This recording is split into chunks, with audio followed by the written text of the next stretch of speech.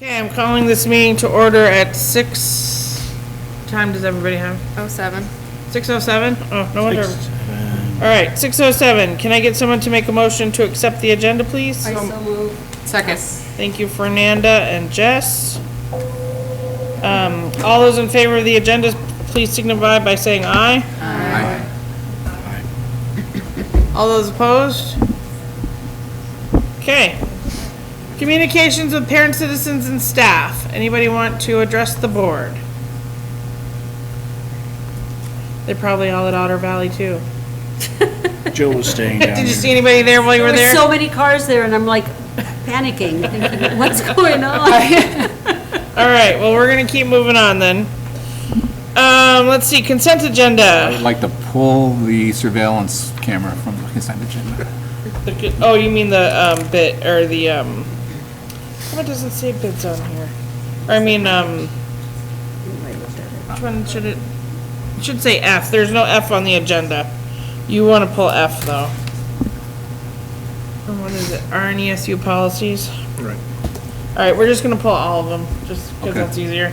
All right, we're pulling F off of the consent agenda. Anybody else, anything? I don't think there was anything else there.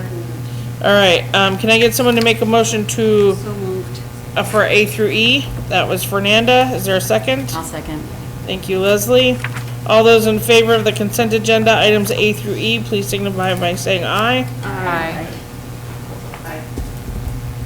All those, Aye, yeah. all those opposed? Okay. Want to make a motion for F? I'd like to make a motion to amend F, actually. I move that we adopt it. That starts the discussion, right? Yeah, let's get us to discussion, then we can talk Sure. about modifying. Sure. All right, so Jess is making the motion, who is seconding it? Second it. Thank you, Fernanda. Discussion. Well, those of you on the RNSU board have already heard this, but the first thing I want to say is the change that we're making, which is to put cameras in that will spot drivers that run the stop signs on school buses, is probably the best thing about this policy, in my opinion. That's an abhorrent action. Anything we can do to discourage it and stop it is a good thing. So I have no problem with that. But what I want to say is that something I said, I think, 8 or 9 years ago when we first adopted a camera policy in the district, is I think that cameras in schools, despite the benefits, and I know the benefits, they stop fights, they prevent sneaky things from going on in back stairways and so forth and so on. But despite those things, I think they teach our kids the wrong lesson. I think they teach them to be subjects of surveillance. I think they teach them to be subjects of government rather than citizens. I think our schools should teach our kids to become citizens, to grow up to be responsible, and to participate in government and do things like sit on school boards. And the message of the cameras is the opposite of that. What we should be doing is telling our kids that we trust them to grow up, that we trust them to be mature, that we trust them to take responsibility. And therefore, the cameras in the schools, I think, are a bad thing. Now, I doubt many of you are prepared to kick them out, so I'm going to make a motion that doesn't require you to do that. I move that we name the cameras after the great champions of free speech. I've got 4 to suggest right now: Thomas Paine, Thomas Jefferson, Ida Wells, and Ai Weiwei, whose name I might be mispronouncing. That's the right pronunciation. But what naming the cameras will do, I think, is promote thought. It'll promote thinking about why the cameras are there, whether they're good or bad, what it means to be a free person, what it means to be under surveillance, and what it means to be a citizen in the world today. And that's only a good thing for our kids. And I'm talking about the cameras in the high school.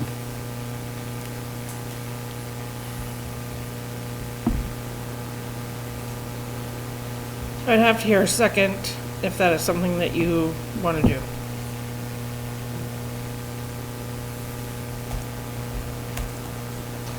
I like it, Kevin. I'm charmed by it, I think, and I do like the underlying, sentiment that we don't want to train kids to be subjects of surveillance. I wonder if naming the cameras is the right way to do it, or if there are other ways, maybe working with perhaps civics teachers, to spark discussion about them. When I was, Before we have any more discussion, we really need a second. Either it's dying on the vine, or we're gonna discuss it with a second. So, which is it? I'll second. I'd like to discuss it a little more. Okay, thank you, Caitlin. All right, now go ahead. Sorry, I didn't mean. no worries, no, it's good. Thank you for keeping us, honest to the procedure. Yeah, I mean, I do, when I was a student member of the OV board, back when I was an OV student, it was shortly after Columbine, and there was discussion about introducing metal detectors to the school, and I raised a similar point, which is that the best way to prevent a school shooting is to create an atmosphere of trust, and monitoring devices like that do the exact opposite, right? They make people feel like they are in a place that we expect violence. And so, I guess my point is that I think that I agree with the sentiment. I wonder if the language of the policy is the right place to engage with it. That's why I hesitated to second the motion. Yeah, thank you. Caitlin? I like the idea behind it, but touching on like safety of the students, you know, just in case something were to happen. Their privacy aside, which is a very important thing, but if something really bad were to happen, I mean, cameras are definitely a safety thing. I mean, I'm glad that, like, we have a camera at my house because we caught the guy breaking in on it, kind of thing. Not saying anything's gonna happen, but you never know. And I don't want the students to feel like, you know, they're really being invaded and, you know, surveillanced. That's not what we want. We want them to feel privacy. We want them to, like, but I do think surveillance, you know, in today's world is not harmful. I have to say I agree with you that security and safety has to be a priority and not look at it that we're violating confidentiality or privacy, but that we're protecting everyone's safety. And I like the idea of naming the cameras, so we obviously can refer to them by location, whatever it is that we decide to name them. But I think we should turn this around and not be negative about it. And I'm just going to say it for a third time. I'm being redundant. It's about safety and protecting everyone, you know, on the school. And yeah. I just want to point out that we do not have cameras in the classrooms. There are no classrooms in the bathrooms. They are only in the common spaces. So you won't find them in the library either. And I think, I don't know, when I walk into the high school, I'm sure there's cameras in every school building, but even this one, and that's not my first thought when I walk through the building, into the building. Yeah. I think his hand was up first. Oh, sorry. I'm so sorry. You're sitting behind me. So I'm really kind of torn on this issue, and it sounds like we're talking about two separate things, because we're talking about naming the cameras for one, but we're also talking about, you know, the validity of having cameras and things like that.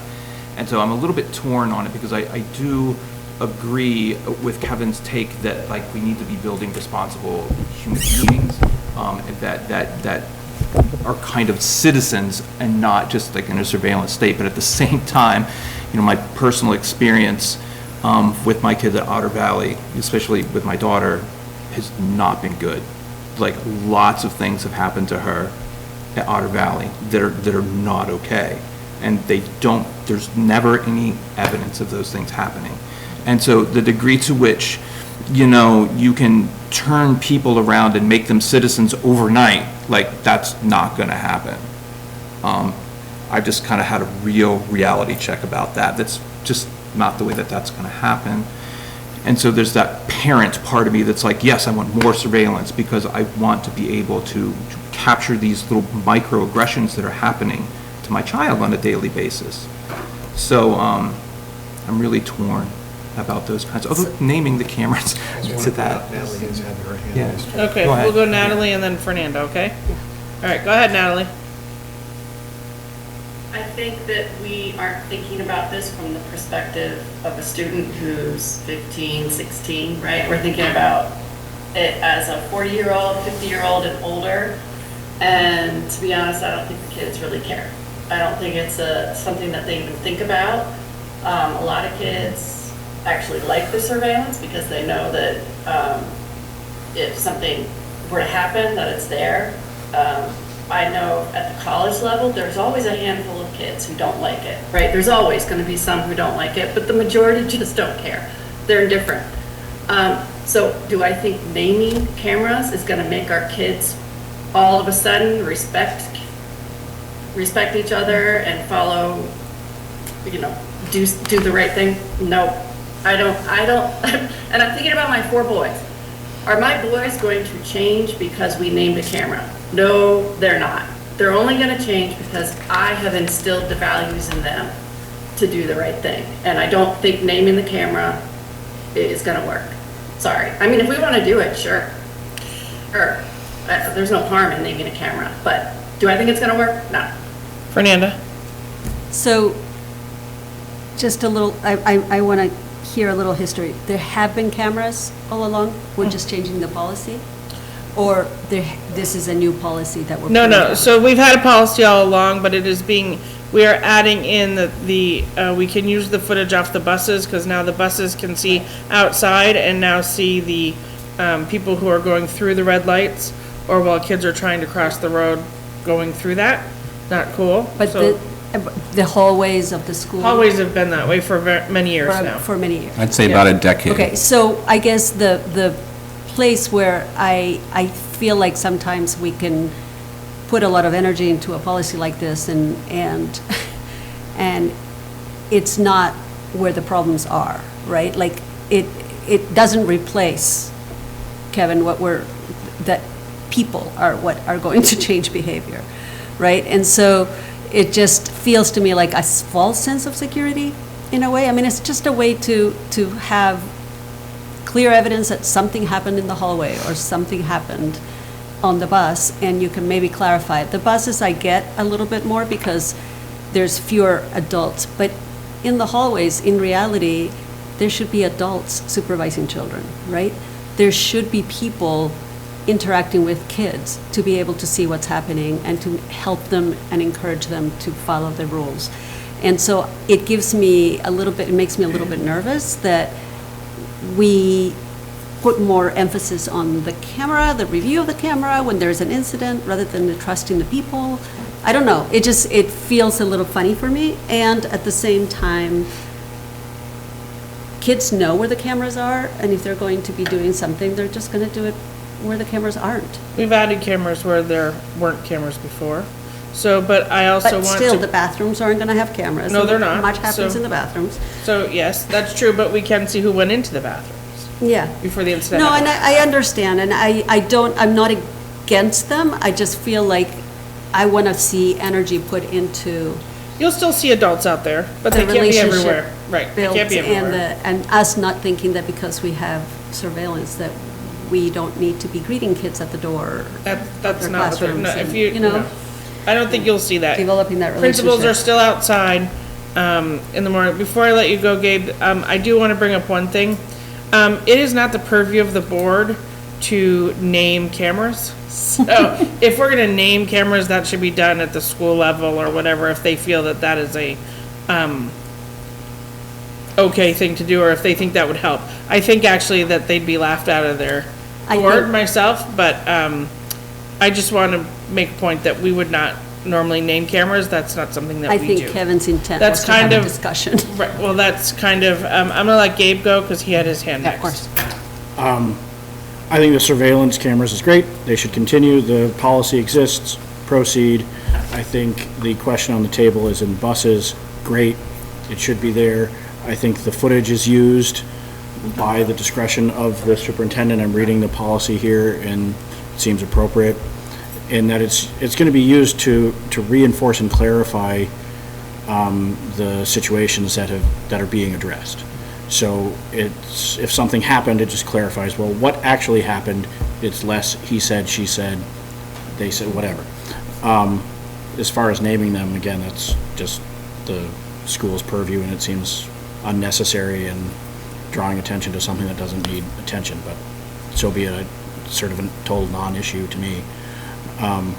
So if the question is about adding the policy to the school buses, I think that's great. If is the intention to share that information with police to ticket to reach out to the drivers and help sort of introduce a punitive nature to repeat offenders who keep doing this for them? Yep. Then I think it's appropriate to add that. Okay. Jess? Yeah, so also I'm reviewing the policy, and there's another area that I'd like to discuss, which is that in the existing policy, there is a sort of 30-day, a specified 30-day retention period, after which there's discretionary deletion. I would have liked to see that deletion be mandatory. But in the new policy, we delegate the authority totally to the administration to set a policy for when the records will be deleted. I think that, while we haven't had any issues with our cameras, there are many issues around the country with private security cameras, including Amazon Ring doorbells, flock security cameras, collecting information, surveilling citizens, and then that information being shared outside of subpoenas or other legal orders with law enforcement. So I would like to see a data minimization provision in this policy, and I would like to see a little bit stronger language around the limitation of disclosure, because I think one of the things that we want students to know that is really important to their ability to learn at school is that they're safe there, right? Our cameras aren't going to be used to provide information to immigration enforcement services, other places like that. We can't do that anyway. We can't. So that's why it's not in the policy, because we are already bound by HIPAA and whatever other federal laws that we cannot share information about students. We can't. So, Great. only time that we can do that is when, help me out here, Brenda. Or, It's FERPA. right, FERPA, thank you. Thank you. I knew it was HIPAA, FERPA, one of those, It's so, FERPA. thank you. yes. It's We have FERPA, strict- which can be changed with Strict the federal law. regulations Right. around FERPA and what we can, What we can disseminate, what we can't. So Yes. we wouldn't do that anyway. We Right. wouldn't just hand over anything because somebody asked for it. Yes, but Fernando just made the point that that's federal law, which could be changed to encourage discretionary reporting, for example. It hasn't It Although, hasn't changed yet, so if it. Hasn't if- changed yet. what- But it could be. but we I mean, could, I'm we just could saying. introduce language, because the students can access this policy presumably, right? It's on the district's website, Mm-hmm. or will be. The existing one is there, this one would replace it. And they might not then go on to do additional legal research to understand the intricacies of FERPA, which is a notoriously difficult law to understand. So it might be reassuring to our community to include some additional information to say that even if we don't, I'm not saying that the school board should take a position on whether records are held for 30 days or whatever, but just that part of the directive to the administration be that we encourage minimal collection of data, minimal retention of data, and that data only be released to any other entity when strictly legally required, something like that. And I would sort of contradict a little, or offer a contradicting view slightly, but also largely in line, is that I think leaving it at the discretion of the superintendent and his staff is probably a pretty appropriate way to handle that. And we take our opinions, like you just said, and share them with the superintendent to guide their decision, rather than making it a policy that says after 30 days, all data is removed. There may be a I can think of reason. several reasons right off the top of my head why you would want that longer, and just to have it where it, you'd have to proactively pull that data off of the system and store it somewhere else so it doesn't get flushed. And I can see 30 days as a pretty brief window to do that, and then if you miss it, it's gone. And I can think of some pretty heavy situations that you would want that there, and litigation goes far more than 30 days. So I think, if it's who smashed an egg on the floor of the entrance, sure, that can go. But I'm sure we can all think of examples of a much higher level that the discretion would say this needs to be retained longer. So I largely agree with what you're saying, but I would still say that the policy should remain pretty much what it is, and we just encourage them to act on it with our opinions in mind. Yep.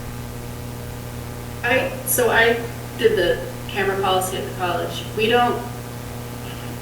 just say it's held for a reasonable time until, and leave it up to the administration to determine, because there are sometimes that we have to hold videos because of legal holds, right? Because of litigation and other reasons. So 30 days doesn't seem like a long enough time. I think we should hold on to it a little bit longer than that for sure. Okay. And we're not monitoring, it's not like we're sitting around monitoring this information, right? We put it, maybe we need to say, maybe it already says, it's held in a secure location that nobody can see. And we access it when we need to access it, and only the authorized people may access that information.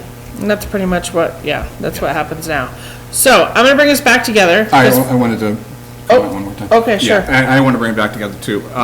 We've wandered into discussion, and as a point of order, we're still on the, On your amendment. yeah, on Yes, my that's- proposed, so I want to address that, a couple of things about that briefly.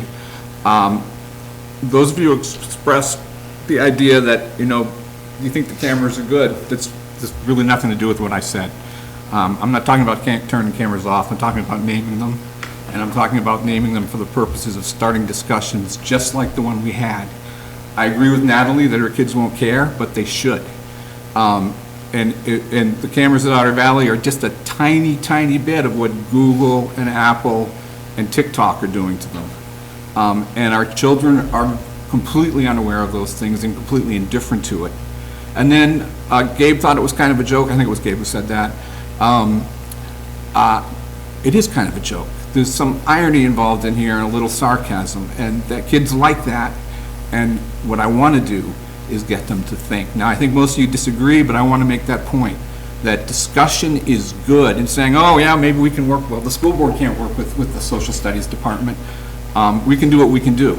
So I'm trying to get that discussion going in the schools, and I think this is a great way to do it. And Ai Weiwei, by the way, would agree with me, because one of his great works of art is he sculpted cameras out of marble to make the point that the Chinese surveillance state was oppressing him and everyone else in China. I think we should follow this brave and great man's lead. And I'm a little bit ashamed that everybody's missing that point. I'm going to end with a quote from Franklin because it's very appropriate to something that, a few things that many of you said. They who could give up essential liberty to obtain a little temporary safety deserve neither liberty nor safety. We're losing that sense in our country. I think we should keep it in Vermont. I think we should keep it in our district. And I'll call the question now based on that. Okay. All right, so to Kevin's amendment, which is to name the cameras. All of those in favor signify by saying aye and keep your hands up. Aye. All those opposed?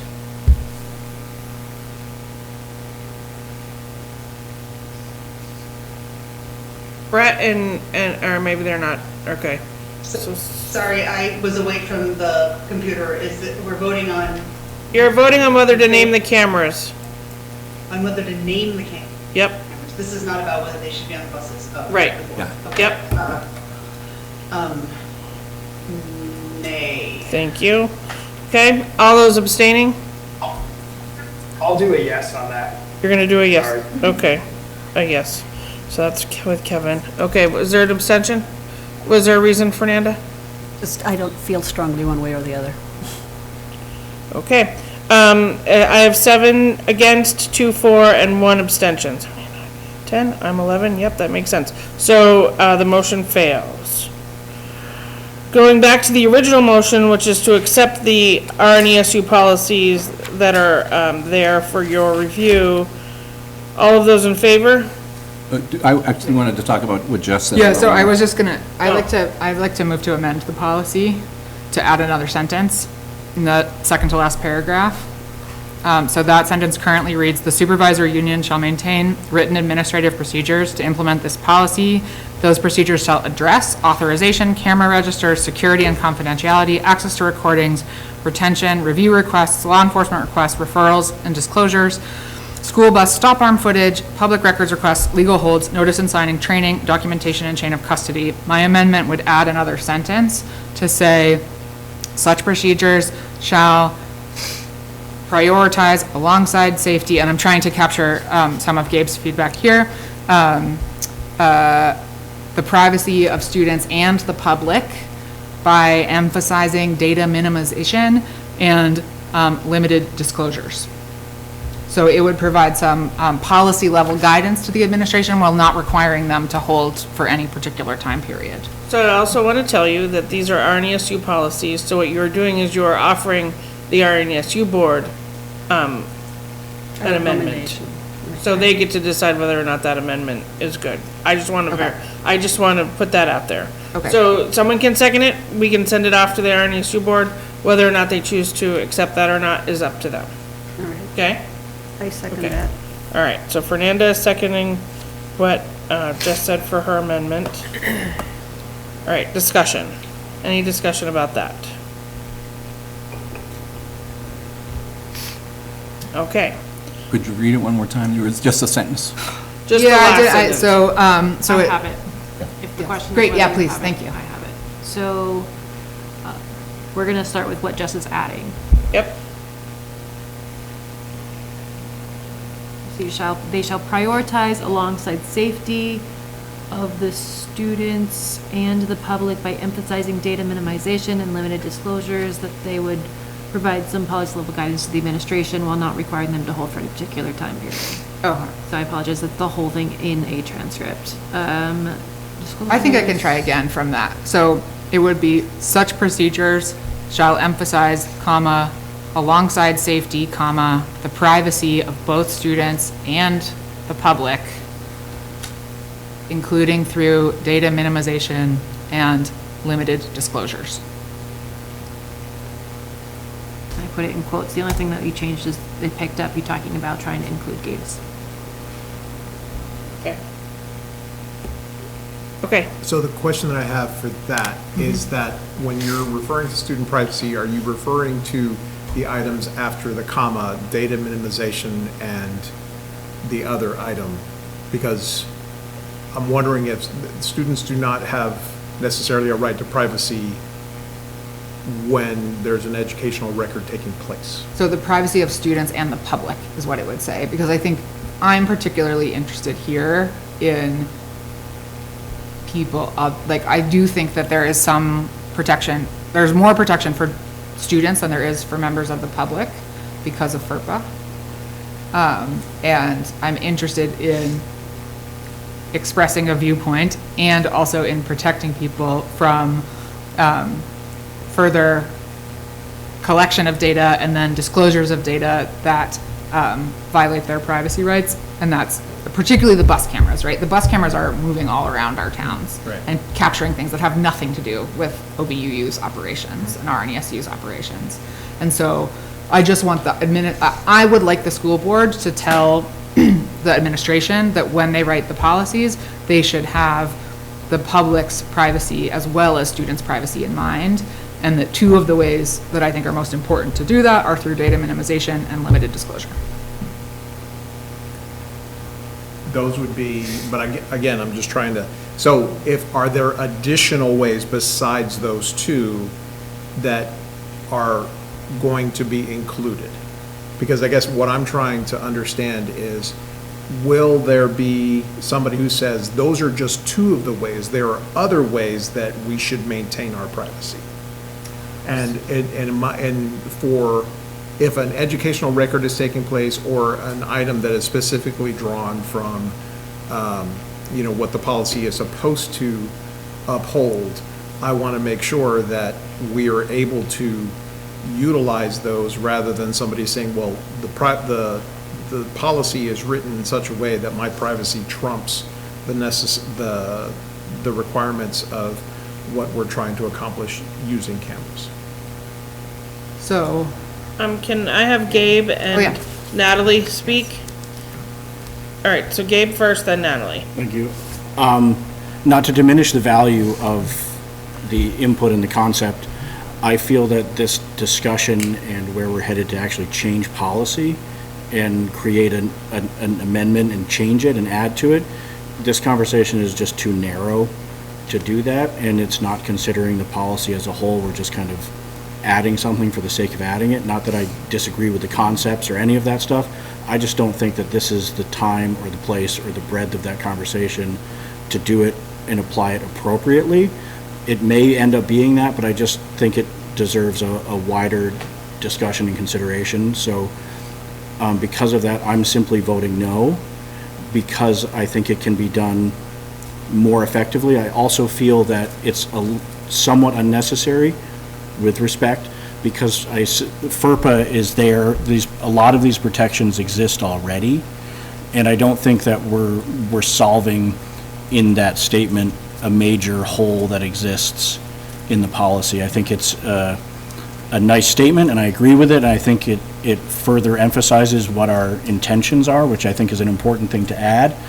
But again, I don't see it filling a massive hole, and I'm concerned that we would be missing something that in a bigger picture review, and I wouldn't want to open or close an unintended door by adding that. So, Okay. thank you. Natalie. Just to clarify, this is for the use of video surveillance policy? Yes.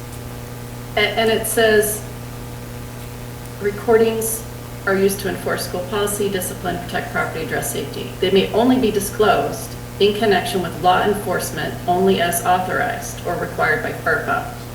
So we can't disclose this information anyways, right? So I'm just trying to understand what the purpose of that added sentence would be. Are you reading from the new policy or the old policy? Use of video surveillance policy. They're both called that. One has red on it, though. Are you reading from the one that says for reference only, or the one that is the actual new policy? That's what I think. Okay. Not the for reference one. Okay. Which one should I be looking at? The one that does not say for reference only. Okay. So just so. That's what I'm looking at. Okay. So the second one has to do with the video cameras. The other one is the one that we are currently using for other cameras. Yeah.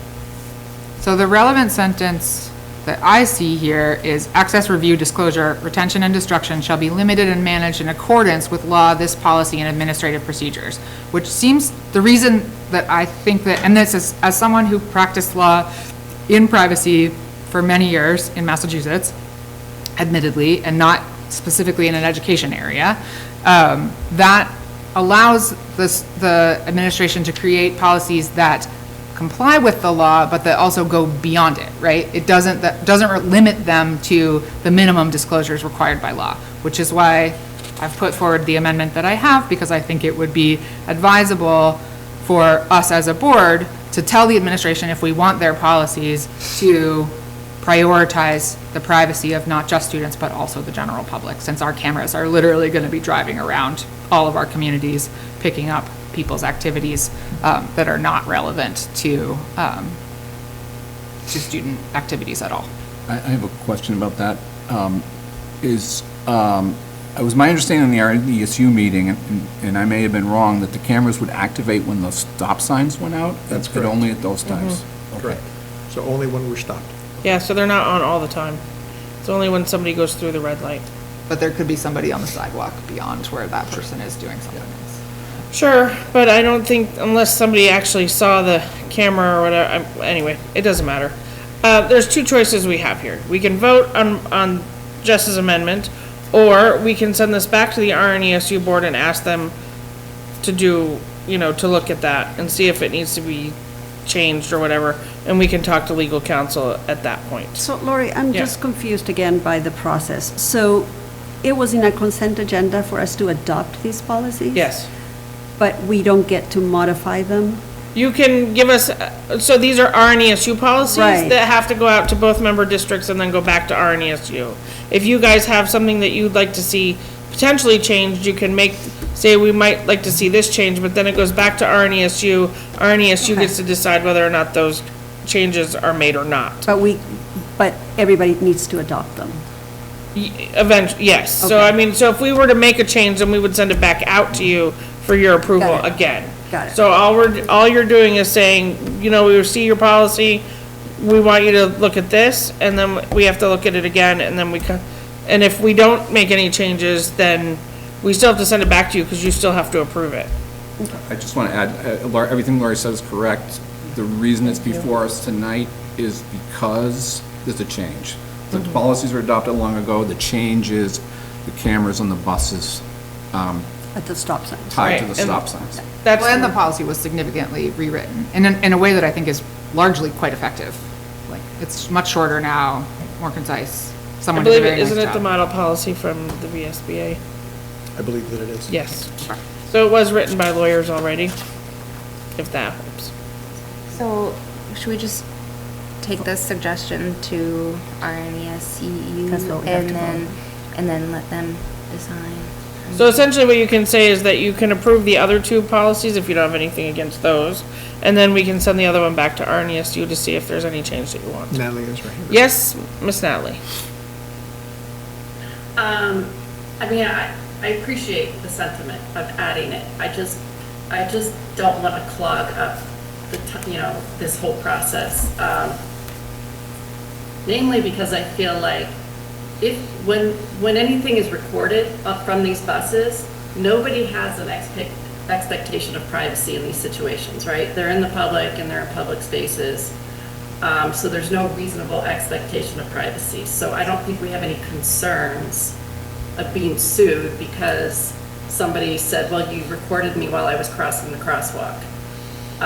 So I just don't, I mean, the sentiment I get, but I just don't feel it's necessary and that I'm okay just pushing the policy ahead as it is. I'm also okay with just pushing the policy ahead as it is, and I'm perfectly happy to vote on all of it and just see where it lands. All right, so then I'm gonna pull us back together. We're gonna vote on, Jess's, amendment, and then we'll go from there. Fair? Yes? Okay. So, can you read the amendment one more time? I'm sorry. I just wanna make sure everybody knows what they're voting on, that's all. Okay. Such procedures shall prioritize alongside safety, comma, the privacy of students, comma, and to the public, comma, by emphasizing data minimization and limited disclosures. Although I don't think that's a proper sentence, that's what I have in The two transcript. should be gone. Yeah, no to the public, Yeah. students and the public. Okay. Fair? Okay. So all of those in favor of that amendment, please signify by saying aye and keep your hands up.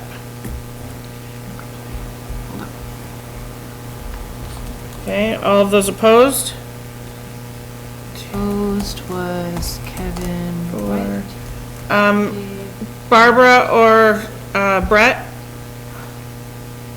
I was trying to figure out how to raise my hand for the ayes, Okay, so you're not, okay, thank you, sorry. but you blew right past me. Well, I apologize, I thought that, I don't want to sit there and wait and like think that I expect that.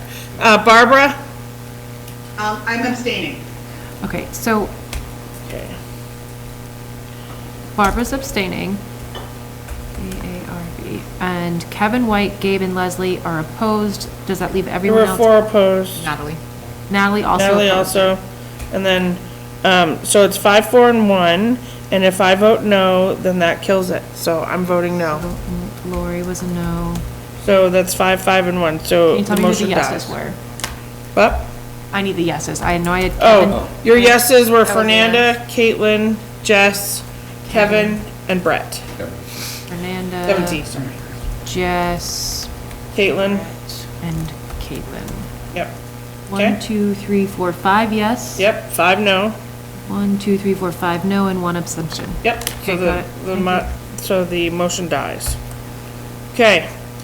All right, now we're back to the original, motion for, approving all of these, so I don't think there needs to be any more discussion, does there? Actually, there doesn't. Okay, so all of those in favor of item F, which are the RNESU policies, please, say aye. Raise your hand. Did we move to adopt those? Yes, we Yeah, did that's it. originally, yes. So there is that motion. It's way back there, but it is there. Yes. So all of those in favor, please, raise your hand. Vote. So we have a 6, Gabe, 7. There's 7. Fernanda, I'm, Caitlin. Yep, I got you, Barb. Leslie, Bruh, thank you. Barbara. I got Gabe, Fernanda, Kate, Leslie, and Barbara. Who else did I miss? Kevin? And- White? Yep. You should have 7. 1, 2, 3, 4, 5, 6. I have 6. Natalie, did you say yes as well? Natalie's Yes, a yes. Natalie did say yes. And what, did Brett vote? No, not yet. All of those against? Jess, Kevin T, Kevin T. Brett? Waiting for the abstention. Abstention. Oh, okay, see, that you're killing me, all right. And those abstaining? Just Brett. Yep, just Brett. So it's 7, 2, and 1, so the motion passes, so the policies pass and they're off to RNESU. All right, thank you for that. All right, moving on, back page. All right, let's talk about H955, which is now Act 70, Act 170. oh, Act 170, thank you very much. And I want to bring in our friend Allison, who came all the way from Glens Falls tonight. Thank you, Lake George, Glens Falls, so close. Much nicer. Sorry. Hi. Hi, So we're so happy to see you. I'm happy to see everyone too. Before we dive into H955, I have a couple of things just to get everyone up to speed. I also want to hear about Saturday. Brenda said it went really well. And I want to start there because I asked Brenda to do a mega data dump of all the facilities data that she has on hand. So I have that to pass out to all of you tonight for some light reading. There are 2 bits of information, right, Brenda, that are not in here because they were not shared with me. You know, we're doing this as we're working and doing all the things, but this is called just a facilities sort of overview, and it's what I had said we sort of looked at the last time we did this exercise, you know, enrollment, maintenance costs, what else is in here?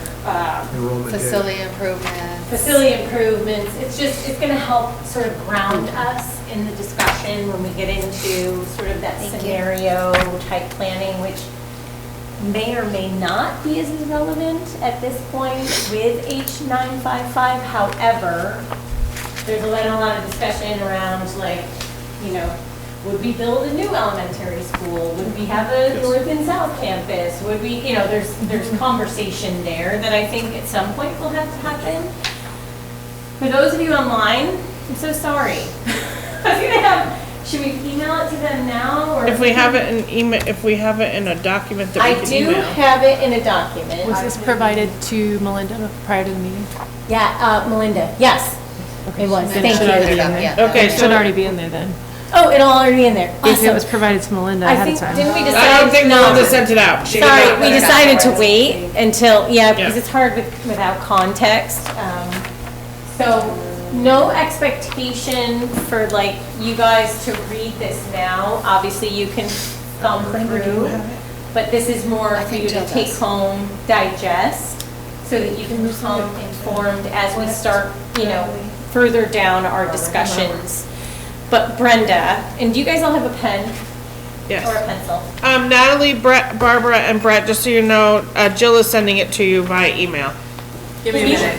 It's gonna take a minute, but you'll have it. Yeah, and Jill, Okay? can you also send Renee's version of the op-ed? Yes. Thank you. You're gonna get two. Jill, let me create it as a PDF and then you can. Oh, yeah, I love that. Thank you, Renee. Always thinking. Appreciate that. So a couple of things that are not in there that I will share, honestly, I just haven't had time, is the amount that we've spent in federal funds in each of the buildings. So you may recall, we've seen them. You saw 3 trailers. I was going to do a bingo card for you guys today to see what you saw from our tour on Saturday. But we have 3 trailers that were put in with federal funds.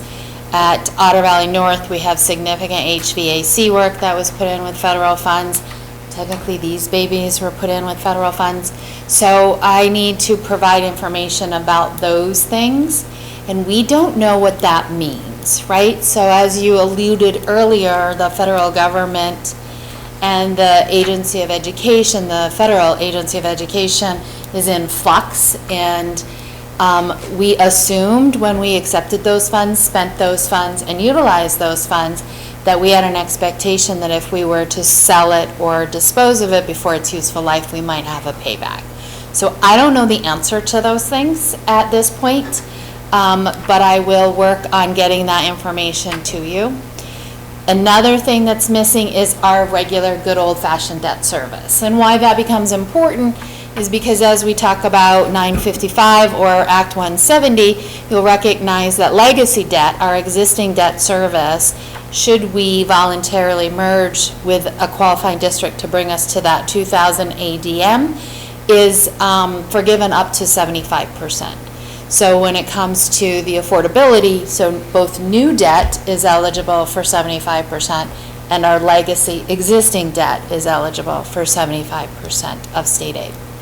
So I think I explained this last time as kind of that, I call it the stick disguised as a carrot. So that's one more piece of data that will be coming. We currently have 3 bonds, correct? Lothrop, Neshobe, and OV? I think so. Okay.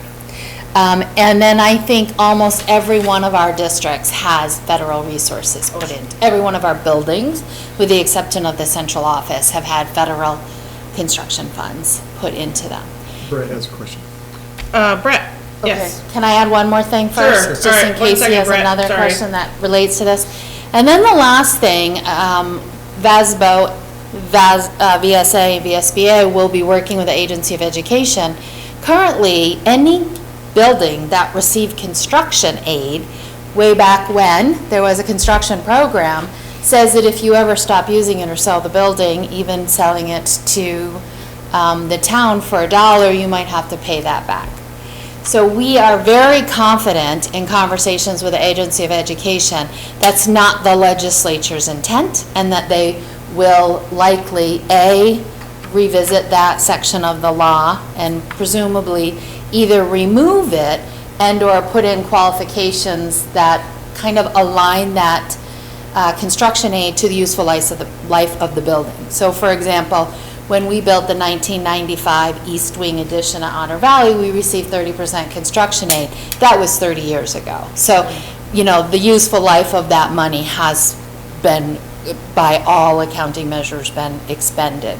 So how that will play out, we just don't know yet.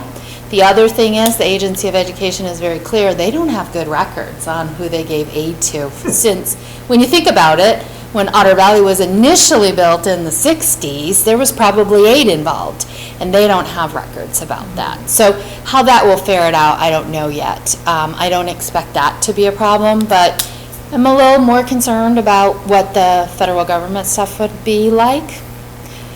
But I suppose if there's no one to report it to. Okay, Brett. Yeah, do we have access to data of what the average bond level for every other school district is? This, to me, screams an awful lot like when we were trying to cap the increase and everybody was trying to go right up against the edge, and then it became something that was unsustainable by the state, right? So any district who has a lower bond amount that they're carrying forward, would they not be incentivized to pass a bond in order to get that relief? And if you don't, aren't you just subsidizing other districts? So first of all, you only get that relief if you merge. So you have to do a voluntary, the way it's currently written, that's the stick that's disguised as a carrot. If you don't merge, then you won't be eligible for it.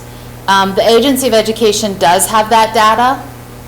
You know, Act 127 bit me in the backside because I told you that the legislature had never reneged and then they reneged.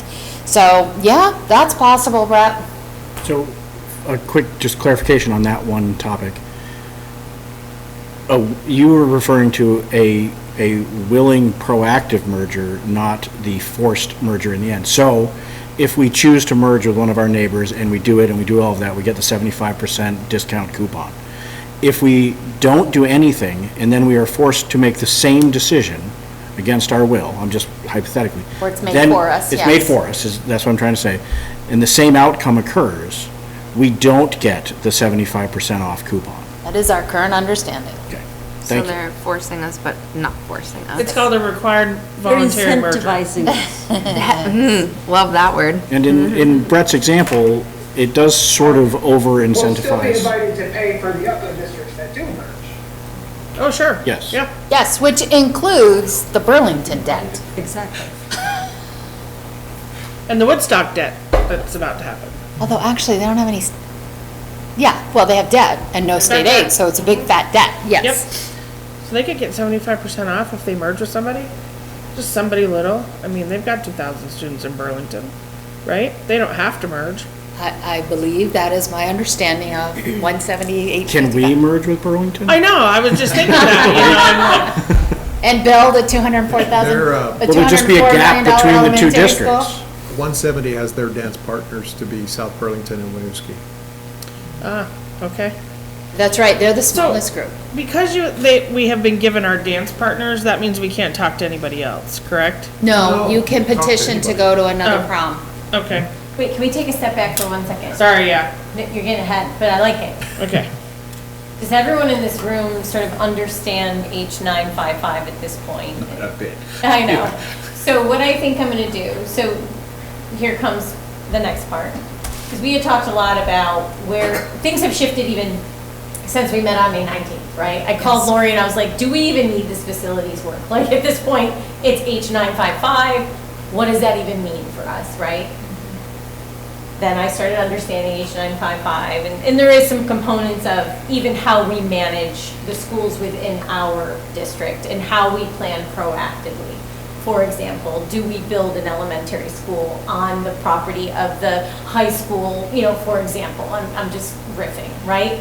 We would need to know all of the details about enrollment, cost, bonds, you know, current maintenance fees, all of those things. And it is very interesting and helpful, at least I found it to be the first time we did this exercise, because I remember even, it was Brett, I think, asking even in the beginning, well, you know, just understanding the different schools. And like I said, at one point we were like, well, could we flip the high school with Neshobe because we have, you know, more students, whatever, and we knew that we couldn't because of X, Y, and Z. So wanted to start there. I forgot we had that conversation. Oh, we had so many conversations. So many conversations. So many conversations. So then I started thinking and aligned obviously with, you know, Renee and Lori and Jill and Melinda and Brenda, just to sort of say, okay, this is something that's really important for us to understand and also the community. How do we do that, right? And I know at one point I had sort of mentioned op-ed, but there's a lot of information for every, and it's very intricate, and it's starting as soon as October of this year, right? I mean, like, October. It's quick.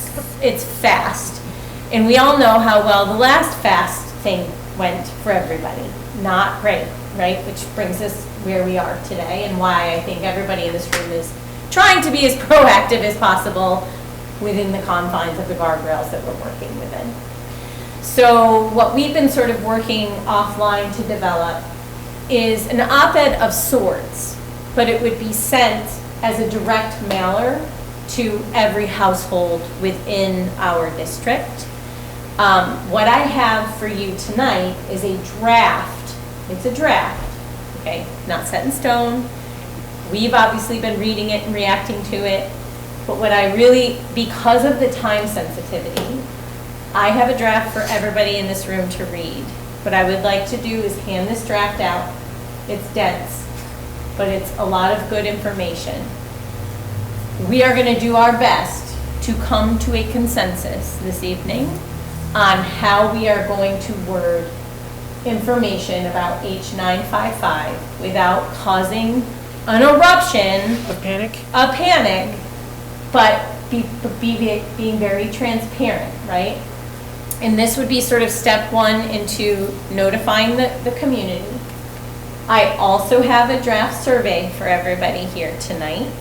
It's very H955 focused, but you'll see we're also going to review a draft of that.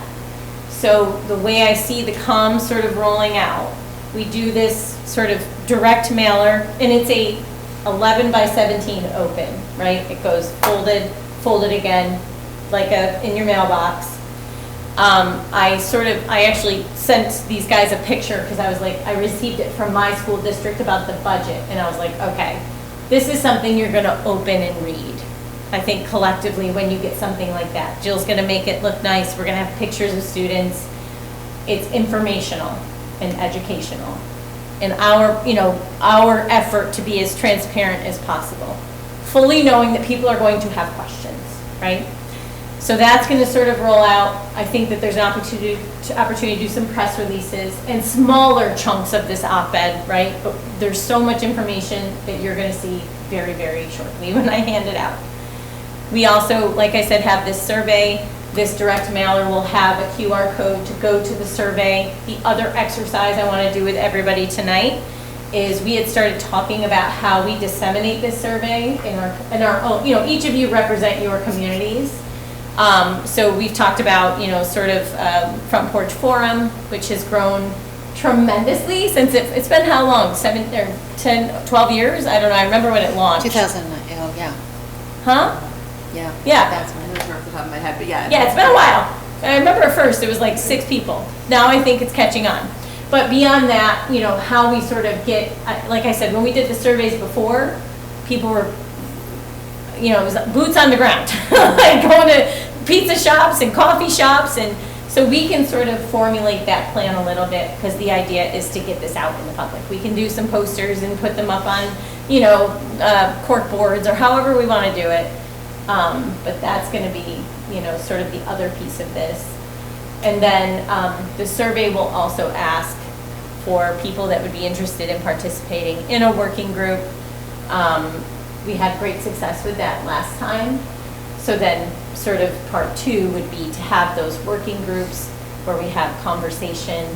I don't know what that conversation is going to be yet, but we had a very structured, sort of stationed working group where people, sort of covered different topics.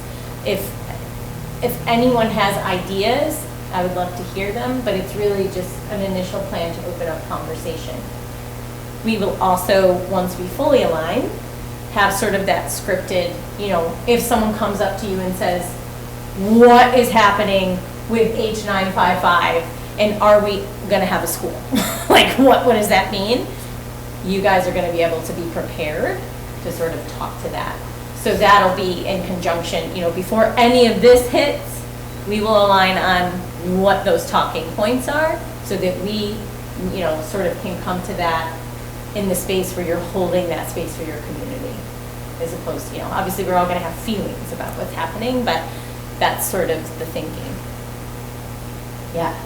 Very quickly, right out of the gates, I'm seeing a process that's right in front of that we're about to participate in with 10,000 rabbit holes. I want to have you help us stay on task and focused on what we're needed because obviously the management team has already put a lot of thought into this and it's not necessarily our job to rethink this. We have you guys there doing this because we've put you in that position to do it for us.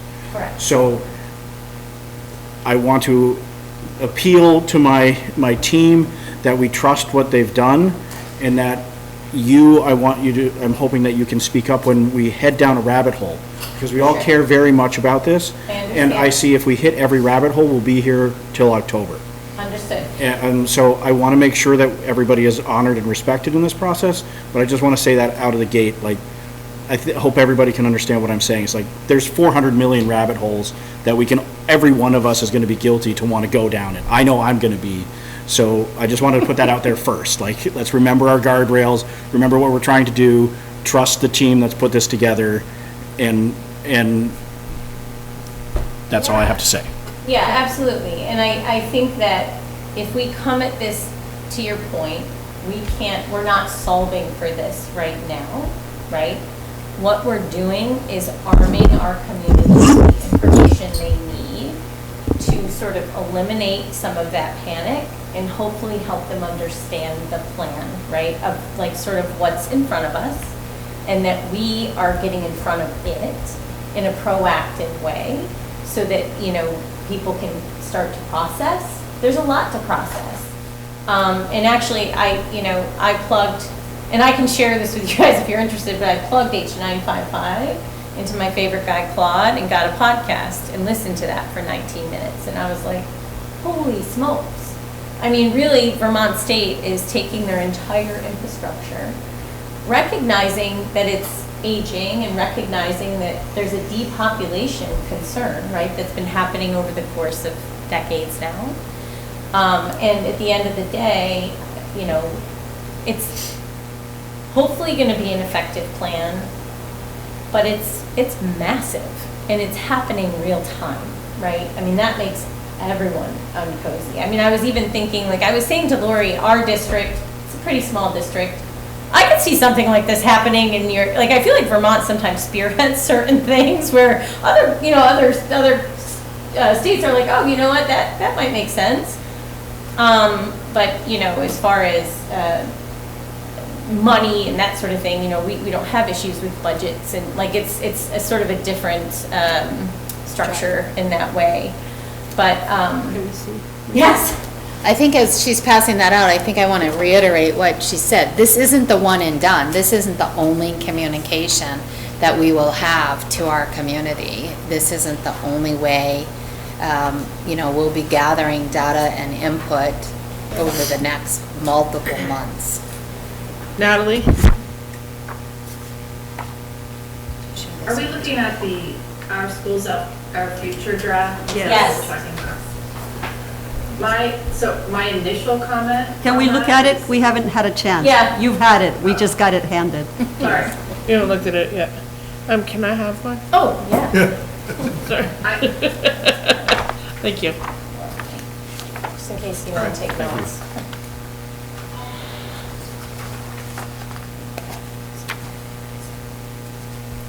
I would just say that my concern is that it seems text heavy.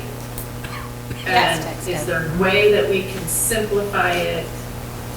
We can, I think, layout, Natalie. Throw it into Copilot or something and see what it does to help, have more bullet points, things that are quicker read. Sure, absolutely, it can be structured, Natalie. That's not a problem at all. Yeah, I think it's just to kind of almost like throw up on the page first. Exactly. And then figure out That's how right. to pare back so that way we don't miss anything. This Or don't miss much. presentation is for our consumption. That's exactly, we're just looking at content. We are the audience for this document. The audience of the public's presentation is what you guys are working on. Correct. And you'll amend it or modify it to whatever will Correct. give you feedback on this Yeah. deeper dive. So are we being asked to read this document and give you feedback? I would like you to read the document. Then can we just not talk Yeah. for a few minutes and be able to really focus on what we're doing? Because Right. if conversation is happening, I won't be able to focus on this. For sure.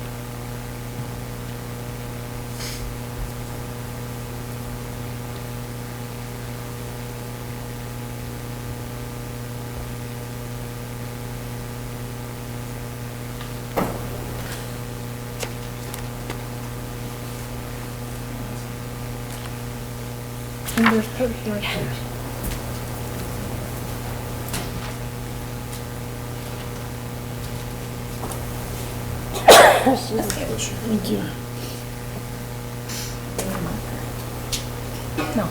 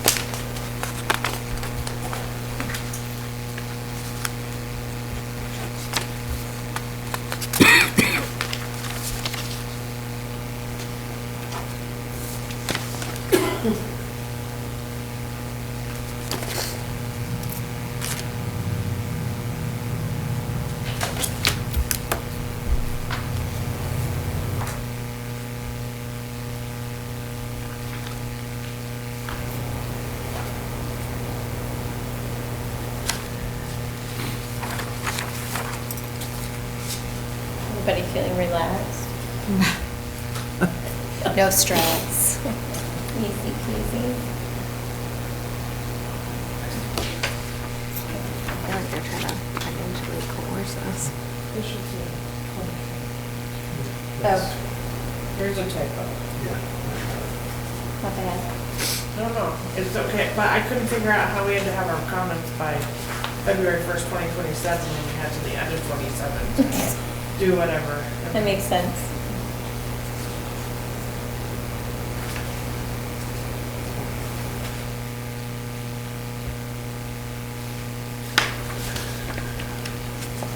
And headlines can be adjusted. Some of them are a little bit more aggressive than others. We can soften language for sure. When do we start discussion? Do we start discussion, or are we still reading? I'm still Any reading. more time? Yeah. Now I know what it does to a teacher. I can speak to you, Sophia, right? Meeting. I think it is scheduled, so it's scaffold, so we could even piecemeal some of this information For sure. instead of Everything data all at dump. once. Yeah. I think Jess is still reading. Well, if we're not discussing, we're not discussing. Correct. We're caveating. I thought I was a fast reader, you all are very Oh, fast. okay.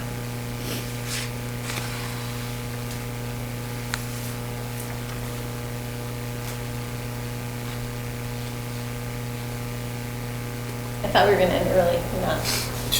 All right, guys. I mean, we haven't even begun. Can I ask a question, just for, help me think? Who are our dance partners? I don't know who they are. Rutland County, basically. It's me, yeah, it's Mill River, it's Rutland City, Rutland Town, Barstow, Houlton, Proctor, West Rutland, Slate Valley, all of their schools. Okay. So Fairhaven, Castleton, Orwell. And then we don't have Wellspring, we have Ira. Almost forgot about Is it that. Rutland Town and Ira Rutland has City? asked me. Yes. No, they have a choice 3 to 12. Oh, They don't have school. Well Springs, they're part of Well, GRCSU. so- But they got Yes, they split them and they put them into the next to week. Meadoway, the Oh, next one and down. part, in the map, they've, okay. Yeah. All right. They So- pushed it They were out. talking about doing that. Yes. I don't know, Jess, if you need more I'm done, time. yeah. Okay. So I guess the question around the partners is, does it mean that we have to do it with all of them, or can we like do it? We start out with all of them. We have to, so my understanding, and please correct me if I'm wrong, but the biggest district in that grouping, which would be Rutland City, I believe, gets to call the first meeting, and we all show up with representatives from all of our districts, and we, With the coordinator, with the right, with the merger. facilitator, so that we don't all Facilitator. like beat each other up. The state is hiring these people. And then we will see if we can make a go of it somehow. And the goal is to have districts approximately 2,000 students. But that would be way more than 2,000 students. Oh, yes, it will. Yes. Yeah. That's why I'm saying, can we limit it? Once we get to a partner of 2,000, can we stop there? Well, why would you stop there? Because we eventually get they're our gonna make you go to building money and we 4,000. don't have to And then deal they're gonna with make so you go, many. So that, one might call negotiating in good faith. So I think the intent, and they actually have it defined, and the merger facilitator is required to look for people who are trying to just tick, Do the right tick, thing. tick, they did it, or those who have an open mind to say, yes, this could work.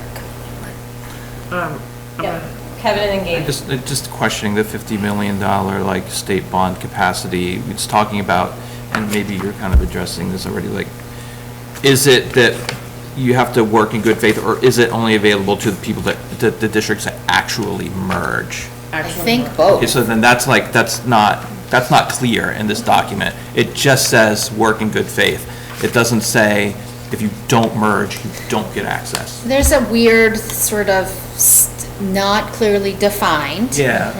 Because, so there's those that fall under 750 in ADM Right. are really vulnerable. Yes. Those between the 750 and say 100, or 1,999 are a little bit less vulnerable, and those over. So I think it's very clear for those over 2,000 that the intent is 75% of your annual debt service would be covered by the 50 million. I Right. think that's the first sort of priority of the funding.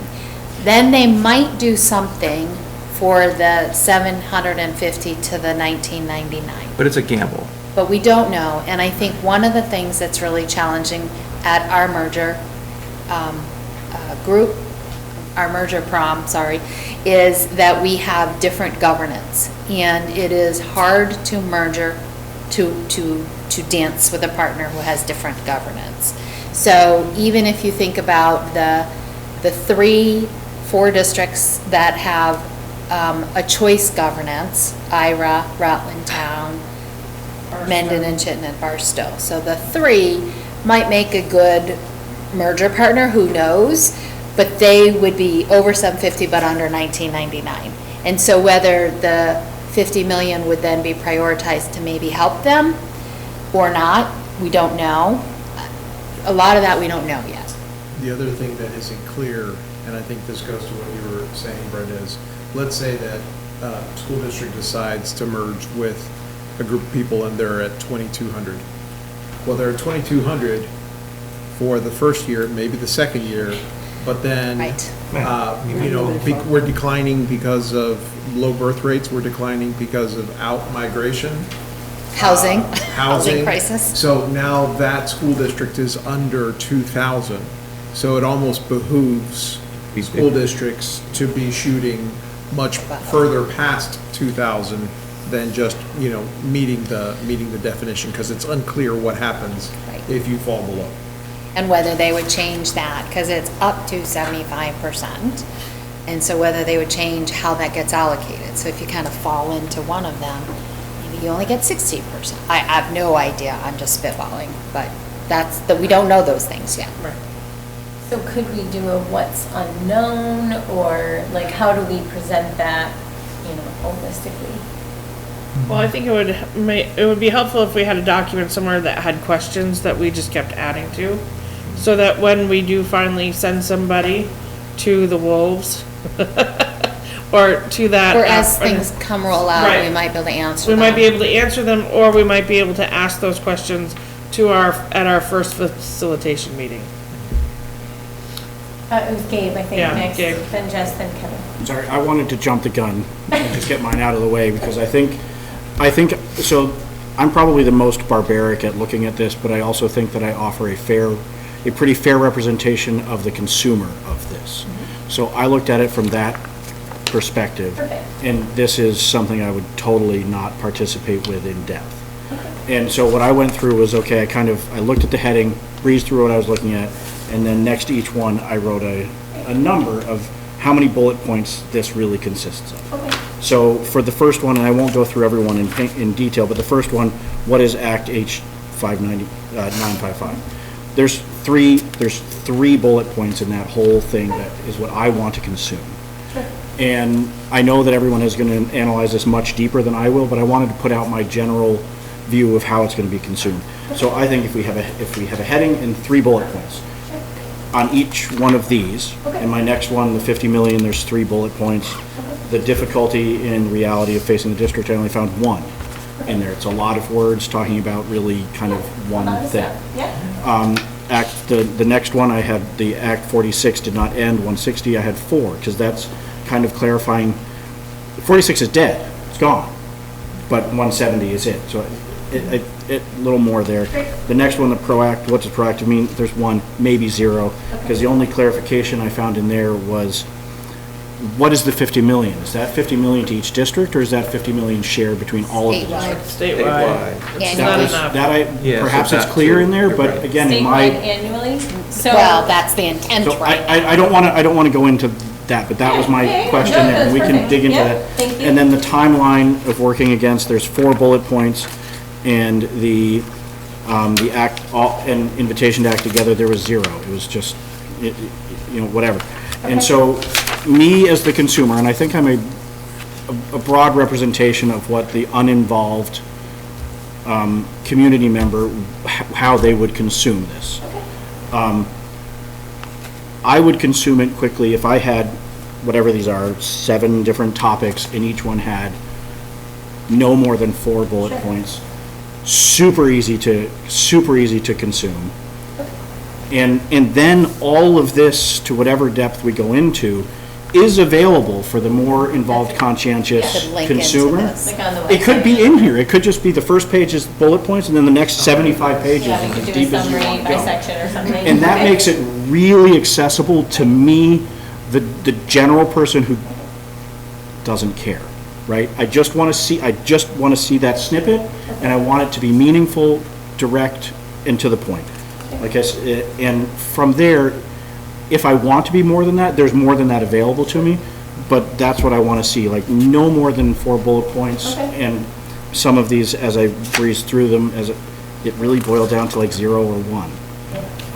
So that's sort of the barbaric That's helpful. viewpoint. We could do an and then- executive summary. You know, you could do a sort of an executive summary at a glance or something like that, and then, or alternatively, have an FAQs, you know, where you link out and say for additional information or, you know, however. But certainly there's lots of ways to skin a cat, so appreciate that. And I realize that each one, there's lots of nuances, and we're talking about how, this means this, and this means this. We gotta not include that in these bullet points. It's got to really boil it down to something I realize that may be impossible and blah, blah, No, blah. it's not impossible. But It that's mine, and I will remain quiet for the rest of the discussion. Appreciate, don't be quiet Thank for you. the rest, Thank you for but your then it time. was Jess, I think, and then Kevin, And then Fernanda. and then Franny. Perfect. And Leslie too, And okay. Leslie too, okay. Quite a queue. Where's the board?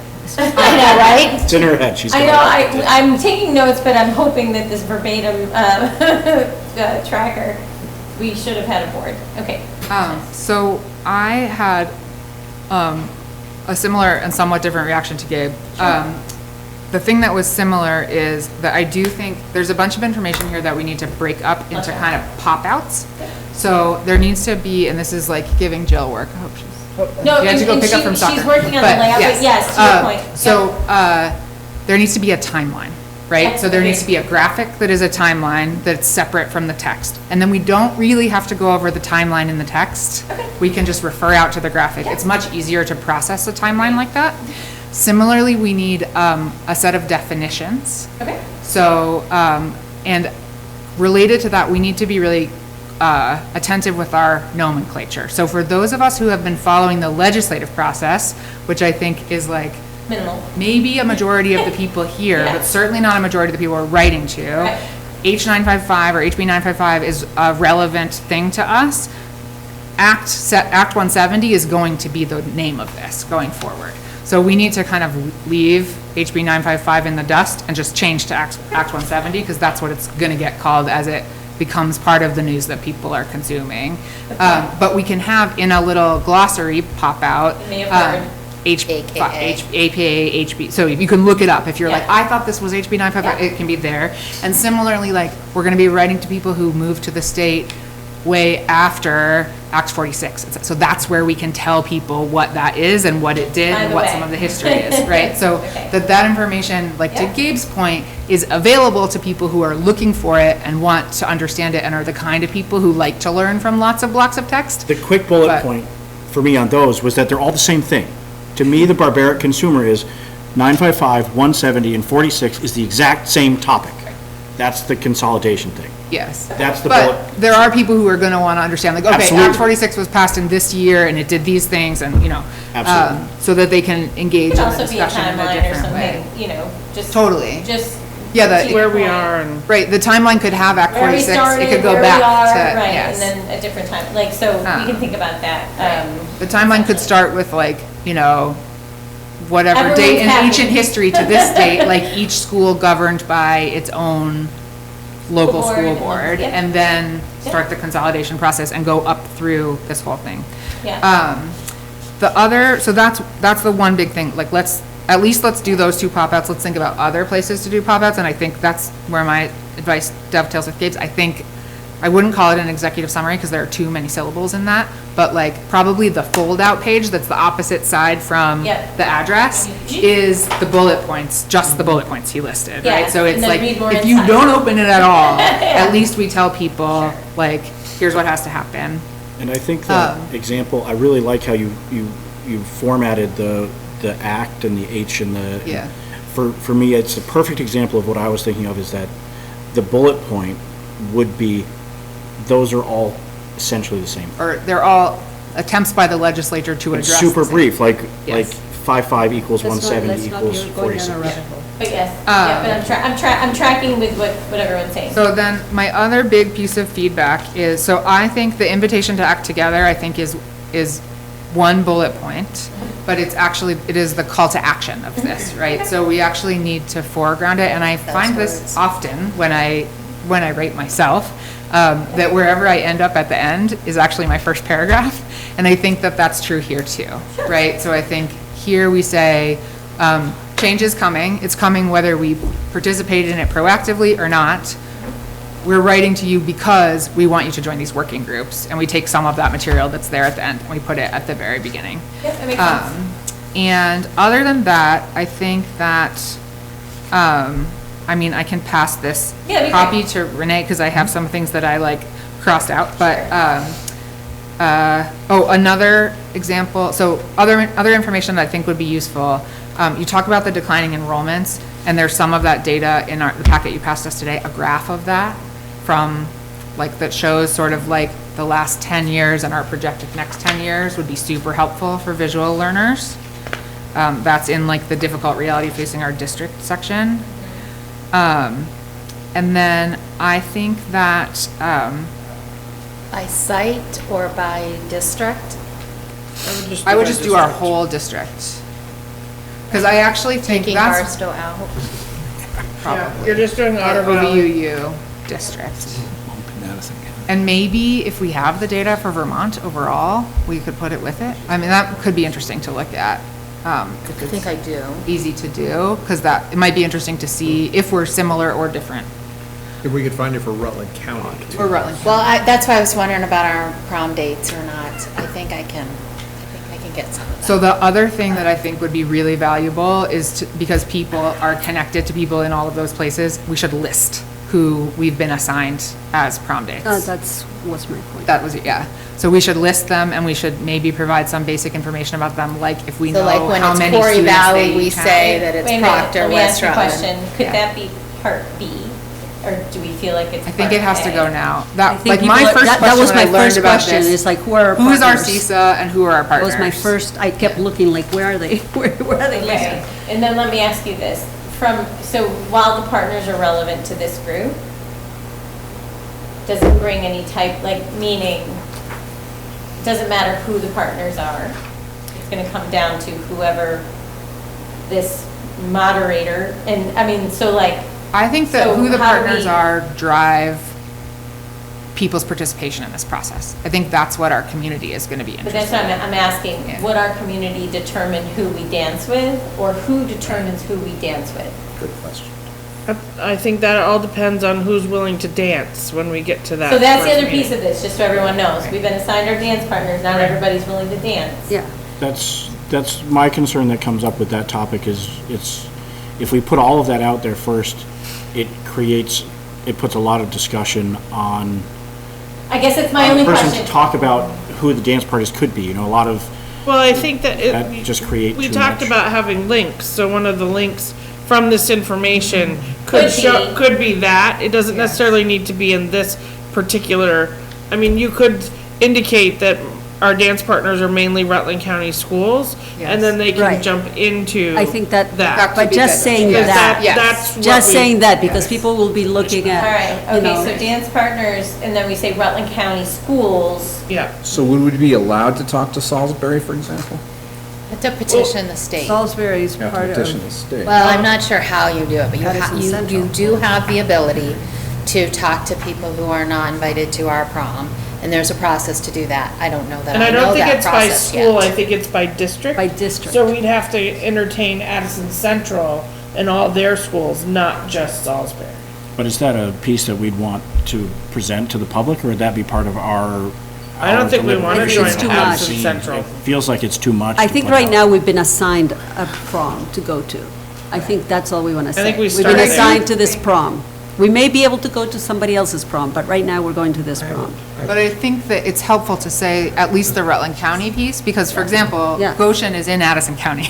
Right, well, and so Right, is Lester, so is Whiting. Yes, so like. So are some Slate Valley ones. Right.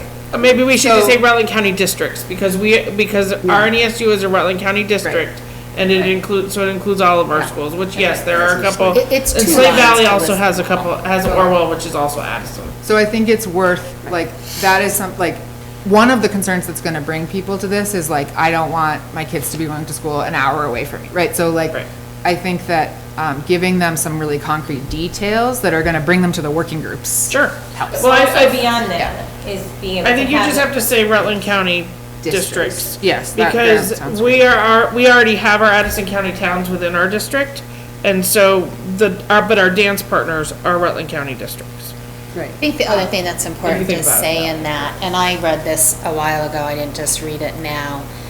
The act does not envision a super duper high school in Rutland City. It does not envision that. And I think it's important for our communities to hear that. It does envision. A region. What'd you say? A region. They envision A region. a really robust regional school. Not everybody gets in the bus and drives to Rutland A City. regional Right. district of schools. Right. So But they the do goal here is to regional, middle, try to and high consolidate schools. administration. Right, governance.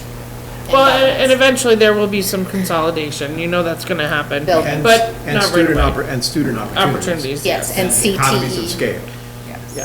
That's an interesting concept to put out there that I wasn't considering when I was reviewing it, is it's mostly administrative.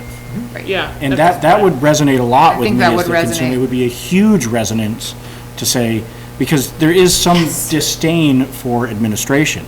So it would hit on that, Yes. that hot button topic to say, we are diminishing administration. Well, the Except the legislature spaces are has this. growing. Right, but that's like one of those great bullet points that Yeah. gets a lot of the quick readers to say, oh, I'm gonna.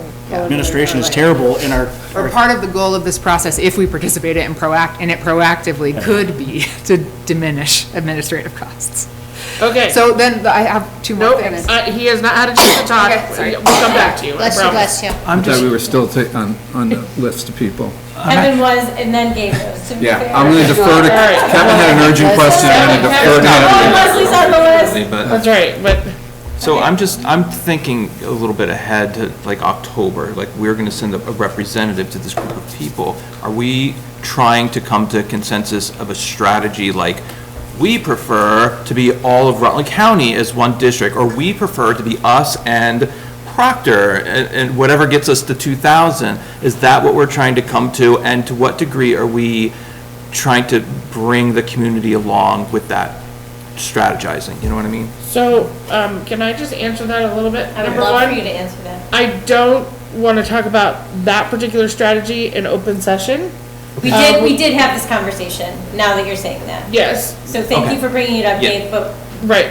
we didn't feel like we were there yet. We're not there yet, but when we do get to that strategy, it would be it, because we have the paper here online. So I Okay, don't, yeah. I don't want them to know Yeah. tomorrow that we want to dance with X, Y, and Z when we haven't even talked to them yet. Right. But So- yes. But yes, Fair- that is it was- probably one of the things that we would send that representative with, is different strategies. An idea of what our plan is. Right, and then hopefully that person will bring back what they heard, so that we can have a good conversation about what next steps Well, are. and some of this, And that's why we're asking people to get involved That's now. We're exactly sending this right. mailer now Because we need to want do that, right. We want community input so that informs our, Now. we don't have a Speaks to strategy now how because we quickly we haven't have to gotten move on it, I guess is what I'm but saying, yes, you it's know? more about what they want and what they're afraid of, right? Or don't- our constituents. Exactly. When you weren't So that's absolutely what we happy would about that, but be, you know, what's important to you? My kid not being on a bus for 1 hour. Then we know how to message or prioritize against that. So that's sort of what the working groups would be, kind of. Okay, I'm going to get back to the document. Yeah. I think Jess and Gabe gave you contradictory advice. That Jess is a lawyer and thinks like a lawyer and wants to talk about definitions. Fair, Gabe doesn't want to read them. fine. Or who you're pretending to represent. I think you're far more sophisticated than what you're pretending to be. But I heard both, but Yeah, now it I don't want to read them either. My suggestion for the document is, I think the whole section about proactivity can go. My favorite sentence in this document, or my favorite paragraph is, "This process begins this fall, not next year, this fall." You don't need any more talk about proactivity and what it means. Right. That's it. It's Okay. short, Anglo-Saxon words. Gabe can get through it in 2 seconds, and so can I. I agree with you, Kevin. That was one of my comments. That So, was proactive. and I think there are other things we can do to shorten it and, you know, highlight things, but that's what jumped out at me when I was skimming through this. Okay, thank you. And the other thing I wanted to say was about metaphors. We've talked about dance partners a lot. Dance partners, you know, it's nice to go to a dance and get gussied up for it and meet new people. I think we also need a second metaphor in our heads, and that is being called to a meeting with Tony Soprano in Rutland. Mercenary? With all the heads of the... with Al Capone in Montpelier with his baseball bat. Because that reflects reality. If we don't do certain things, we're going to get hit over the head pretty hard. Yep. And this isn't a tea party. This is a negotiation. We have interests. We have to keep those in mind and you know, and assert our agenda. Yeah. Fernanda. Wait, wasn't it Leslie and then Fernanda? No, it was Fernanda, then Leslie. Not to repeat it, but I would suggest more visuals and Oh, yeah. graphics and not so many pictures. We don't need to But paste you lots definitely, of. we definitely want to see a timeline. I'd like to see a timeline. But we, and picture of the other kids. possible visuals, because I think those are also ways of getting a lot of information in a small piece. Absolutely. Just you. That would be, I Yeah, think right. that's, other things have already been said, so Thank I'm you. not gonna repeat. Leslie? Okay, absolutely. And so I'm going to be repeating a little bit, but yeah, there's too much redundancy and we can come back. And so, like, for example, you've got here as a conclusion, an invitation to act. I think that should be our introduction. Yep. Okay. That's in the wrong location. Perfect. And then you've got redundancy, timelines in here twice. Okay. What I do like is that the timeline that I do like on whatever page this is, you put full detail and explained what it's all about. And so my group of people that I'm around would like this, would want that detailed explanation of what this committee is about, what they're doing.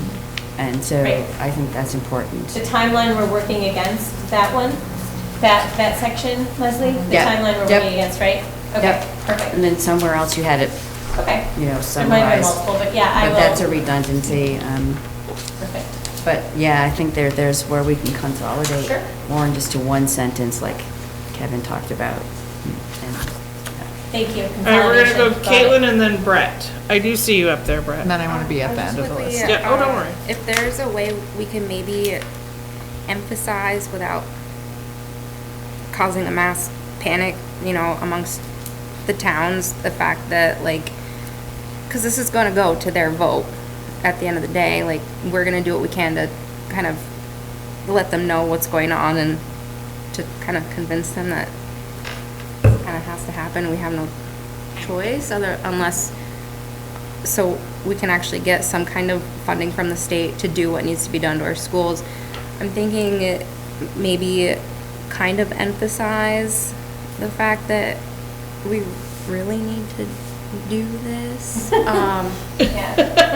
Without freaking them out. Sure. But like short, sweet, to the point about that. I don't know how else to, you know what I mean? Like, Yeah, you call in his friends from Burlington, the Sopranos. The Sopranos. Al Capone. I think freaking people out is Peaky the point. Blinders this, or? Yeah, it is, I mean, it's pretty messy. I hear what you're saying, Caitlin. Maybe it's more of a what this means, like we've talked a little bit about what this translates, that it's less about a mega school and more about preserving these regional districts, consolidating administration, you know, like, and getting access to the funds we need, and that this is sort of happening anyway. What So- you're saying, Caitlin, is it should be a little scary. It is very scary because, I mean, one way we can talk to her blue in the face, but are they gonna listen? You know, at the end of the day, like, I mean, one bad vote could ruin a massive infrastructure. Well, we also don't know whether or not our adversaries or our dance partners, however you want to look at that, are going to play. want to, right, we What don't know they're gonna about how they want to propose. play. They wanna play hardball, they don't wanna play, we don't know any of that. We know what we need to do, and we need to find out what our district, and we need to inform our district of what we need in order to make sure that we survive. I think one of the things, oh, sorry. I'm sorry, we gotta do the whole, Brett. Brett's up. So Brett's up. Hello. Hi. So I guess the thing that keeps rattling around and a lot of good comments, right? I think everyone's right. Like less is more sometimes when you're trying to get these points across. But I guess the thing that's bouncing around in my head is more of the when. Like if we're intending to send this out now, I'm not sure that it's going to resonate. Well, I mean, I think a lot of people could for the summer. It's not gonna be one and done, though. it's not gonna be a one and done though. I mean, the idea, Brett, I think, is to get this out there, and then at the bottom of this, we're gonna have, The survey. dates. We're gonna have dates of when we're gonna have community forums at each of our schools. And we're gonna, this is like they said, this is a call to action. So if that's the first thing that they see on the first page, and then on the back page, they're gonna see dates. Not only are they gonna see dates that the state tells us we have to do things, they're also going to see dates of when we are going to be there to answer their questions and to explain what's going on. Because once October 15th happens, I think that's the date, where one of us is gonna go and talk to dance partners or adversaries or Al Capone, whoever. We need to make sure that we know what our community wants and that they understand what's coming, or at least a good portion of them. Yeah, I guess ideally, But how do we? it's a fair question, Brett, because summer is tough. I mean, summer's tough just in general. So from a timing perspective, I think the idea was to maybe mail this out early July, after the, sort of after the 4th of July holiday.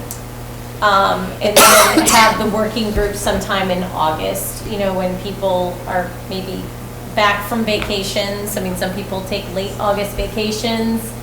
It's just, September, we could maybe do September for the working groups. And I think that's part of what I wanted to discuss with everyone tonight. September would give us enough time, I think, to hear feedback in a good enough amount of time to consolidate that and be prepared for like an October 15th.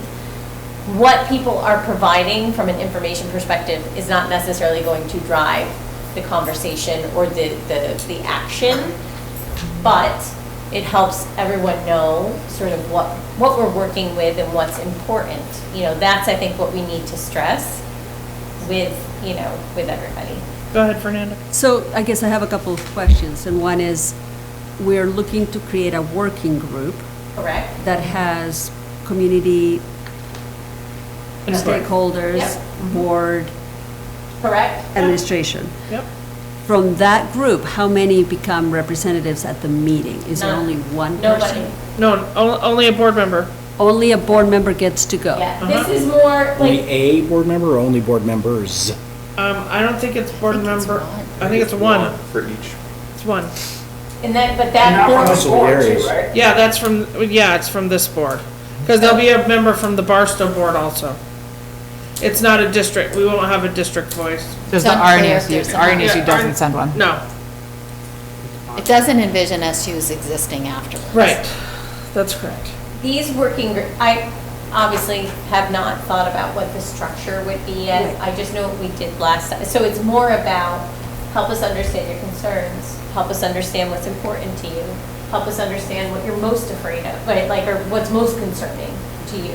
By way Working of- groups or forums? I'm getting confused. It's with a what working forums. group, what we did with working groups the last time was that we had 4 or 5 tables around stations, and everybody got to go to, it was like 10 or 15 minutes at each station. Yeah. And we talked about a particular thing at each station. Yeah. And so everybody got to either answer a question or talk about whatever it was at that station. And I know I know It's not, they don't have to come back to a second thing, so it's No. not a working group in the sense that they're not committing to. Oh, no, no, no. Not a committee. Yes, it's just that one. So, So and if from that feedback, we create, or we start to form our strategy. Yes. Right, and the idea is that we do one of those in each school so that we can try and grab each community. Got So it. we do one at Leicester, we do one Got here at Neshobe, we do one at Otter Valley, we do one at Well, we Lothrop. didn't do 5 last time, but what we did do is have 2. And everybody, like, honestly, what it comes down to. I mean, we can structure it differently this time. I So think if we want to get as many people as possible, we're gonna have to. Well, what we did last time is we had people on the survey say, I'm interested in You participating. only need to do 4, because you don't need to do Barstow.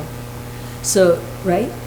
So, We're not doing Barstow, no. right, so you don't One need to per do a element. community. So we could do So it you could do that. Oka here, Otter Valley, and Lothrop. Lothrop. Yeah, what, And all I'm saying is Neshobe. last time Oh, we just, okay, yeah.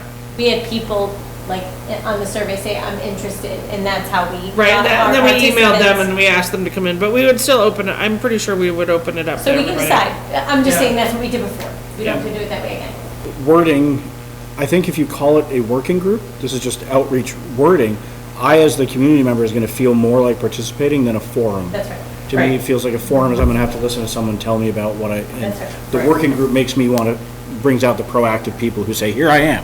Right, well, I think right, wording that's matters. why we want to call it a working So group, it but it's also- only like a one time. I mean, Session. Yeah, we should be clear about, working session or There was something no- like that, To be working To be fair, session. there was no confusion last time. Right, We yes, got right. in, so people Okay. didn't feel like they Working were session. coming back and participate. It was a working group last time. People were very clear on what that was, but we can be cognizant of our language.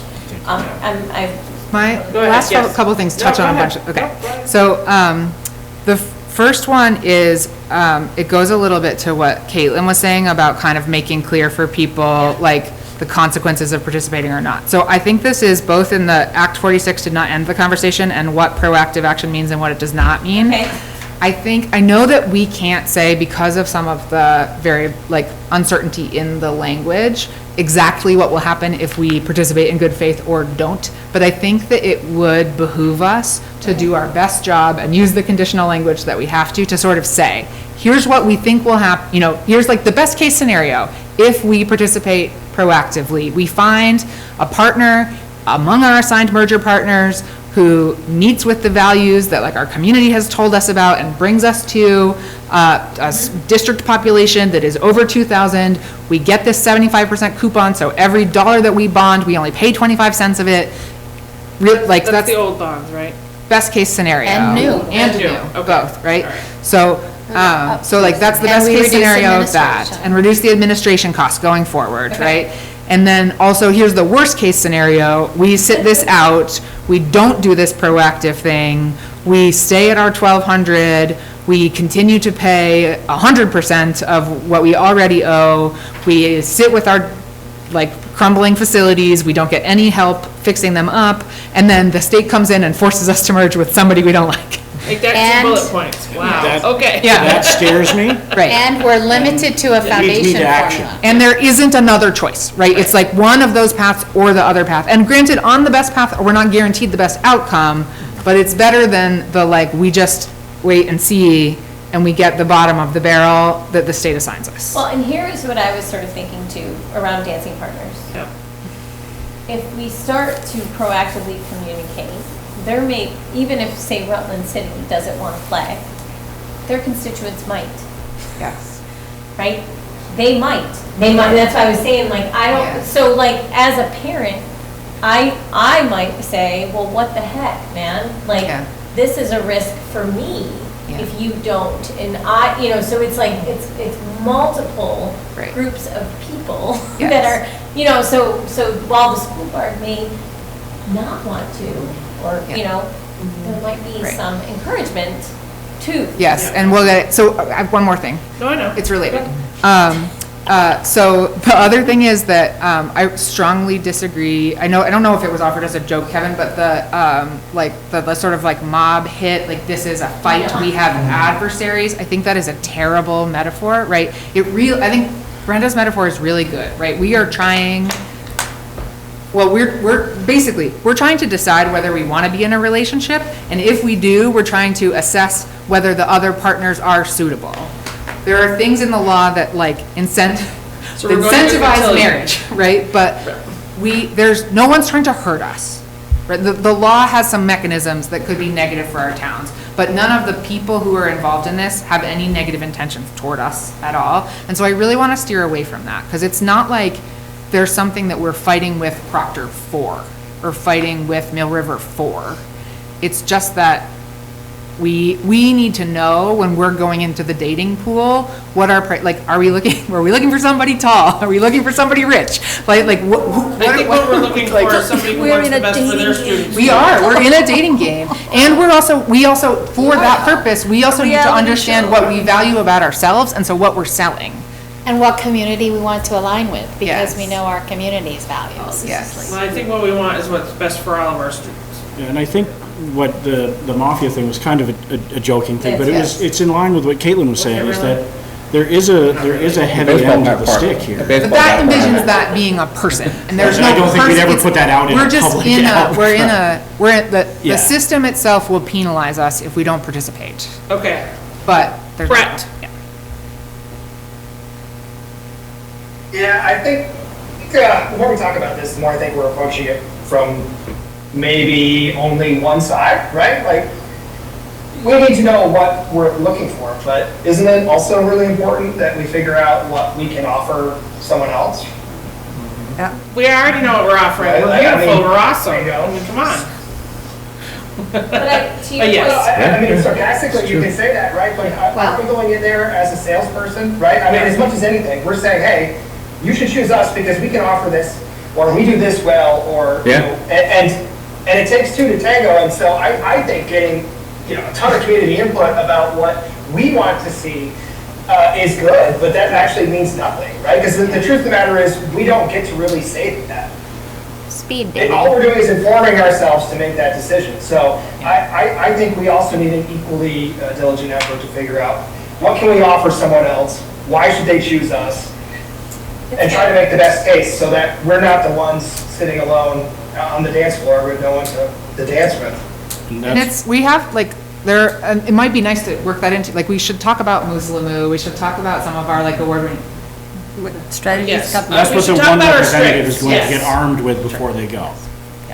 So I will tell you that Renee and I were looking at it, and we did put together all of the contracts into an AI to kind of generate a grid of where we land on our low salary and our high salary amongst our dance partners. And we look pretty good. So when it comes to looking at that, and when I say that, well, it depends on, I guess, which way you're looking at it. But we are the highest paid in our region, in our merger group. And I think for a lot of people, that is something that is going to be very attractive. That means our educators are the most Or educate, experienced. yeah. No. No, Just their means per that our- diem is the highest. Their low and their high is the highest. And it's because what you had earlier indicated, and you were on negotiations with me, as was Leslie, we have to compete with Addison County. And that's why we are the highest. But we have the most days, so we have the most, the largest commitment and support for our students. We have done some of that. So you're saying that staff from all the other schools will definitely want to join with us? Well, But- staff will, but I think a lot of families will too, because a couple of things we didn't do, because I couldn't do it for anyone else, is, like longevity. These are the type of questions I would assume the merger facilitator is going to try to ferret out from all of the dance partners. Kevin, did I see your hand raised? Yes, a different point, very brief one. I think we need to hold more meetings with the public rather than less, and by that I mean individual towns. The history of this board in the last couple of years, and we've talked about trust building. I think in this case, Mohammed needs to go to the mountain, that we need to have a meeting in Leicester. I would have even meetings in Whiting and Sudbury. I'd just go everywhere, give people the chance to go drive a mile and Well, that's kind of have why their I said say. the working group. I mean, if you had a working group at each town, you'd probably get more people than if you just had a forum or a meeting. You know how that goes. Yeah, but in any case, Yeah. rather than two meetings, whatever they're called, Sure. many meetings, I think is good. The other thing we did, oh, sorry, Renee. The other thing that I would suggest, especially as we are, when the survey's live, that we have one or two board members, well, really 2 or 3 board members posting up at the Whiting General Store. outside of Hanover. Dump. And, you know, places like that where We you, did it. where you Yep. dedicate like an hour and a half, and two of you were there just asking people to fill out the survey, or you have an iPad and they fill out the survey right there, and you're able to answer any questions that somebody may have. So just being out in the community and then, you know, attempting to invite them to come to our working session is going to be huge. So, because if we just, you know, send the survey out attached to this, it's not going to be enough. Please have it translated so that families who don't speak English can also do the survey, of which we have a Very, number. very brief on the survey. I love the Yeah. multilingual. Surveys are generally anonymous. Yes.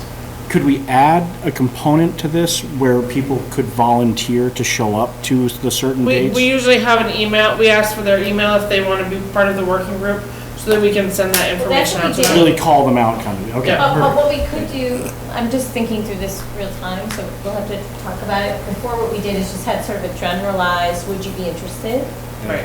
I'm thinking make it very specific, a spot where I can put my name here to participate. That's, I we do want- have that. I Yep, want to be we have seen that. and I just yeah. wonder if we pick date, if it's going to be at each of the, 4 locations, we could potentially include dates and locations in the survey, and people, like, I gotta think about that a little bit more. Sure. But what we did before is we said, okay, add these to the list. So say we had 30 people that were added to the interested, I want to participate. Then we sort of sent out a series of communications and said, okay, great, you indicated you wanted to participate. We're going to have these 2 options, on a Thursday at 6 and a Saturday at 2, or whatever that is. Let us know which one you want to come to. So we may need to plan that out a little bit. That's a great idea. I would say go one further where if we already know where the dates are for each school, just say, sign on. The same person is in the district. They could sign on to every one of them.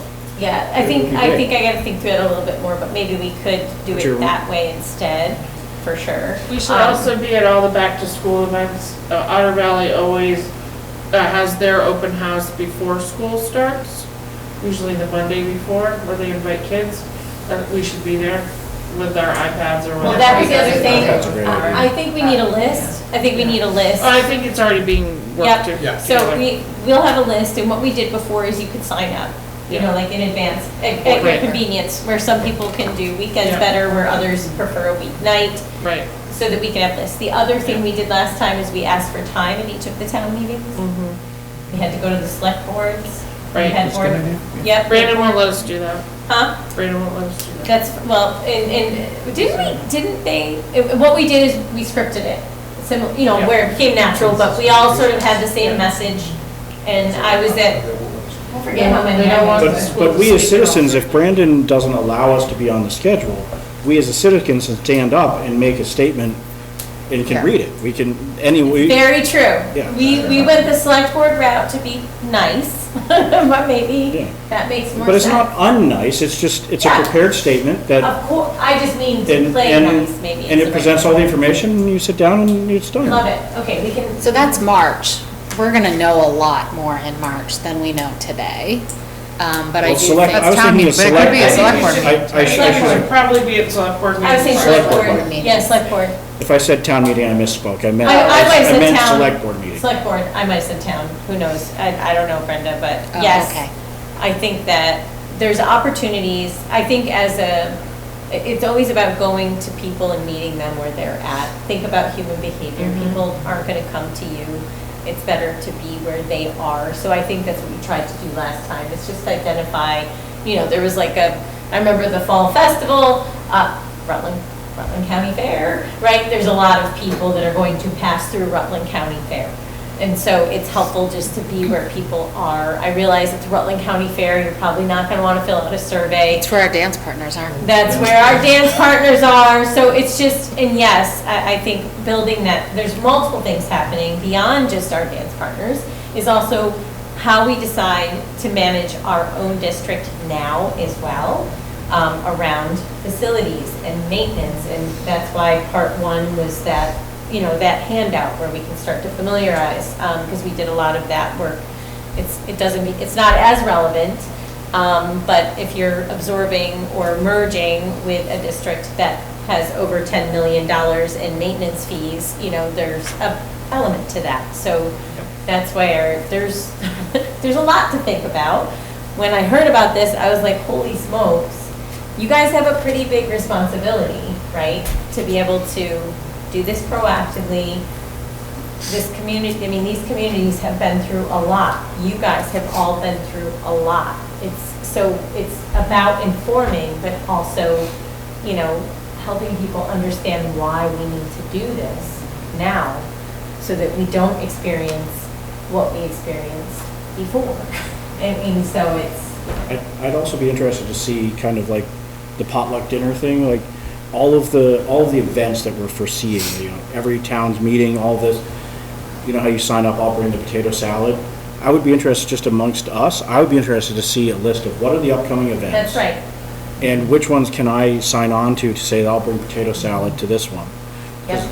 I would like to see which ones are there, and I'd also like to see, as it gets filled out, the gaps, because then it tells me where the weak points are. So what is the Kind of best way? calls us out to be there, because That's my name's right. on it. On community linkage, Melinda will set up Okay. a spreadsheet that is shareable so that everybody can see, these are all the events, these are all the possible things, and we'll send it out there for people to sign up. And Renee, can we go one step farther and just make sure that the communication to the board members is like, please sign up by X date, please notify it, you know what I mean? Be a little bit, maybe that's how Belinda does it already. It seems like that's community outreach to everybody, all the community members.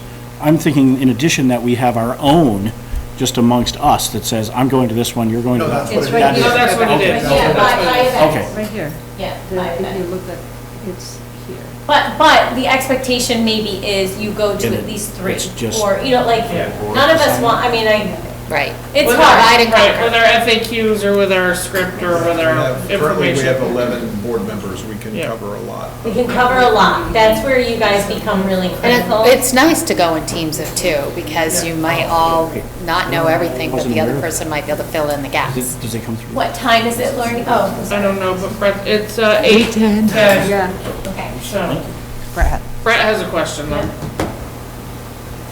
Yeah, I'm just thinking about, you know, engaging with the community, and I guess, and I probably could find the answers to this, but readily I don't have all the answers to all the questions that I have about 170 and sort of what that looks like. So, like, there are things I know for a fact, right? Like, they can say that there's a 75% subsidization of your bond cost,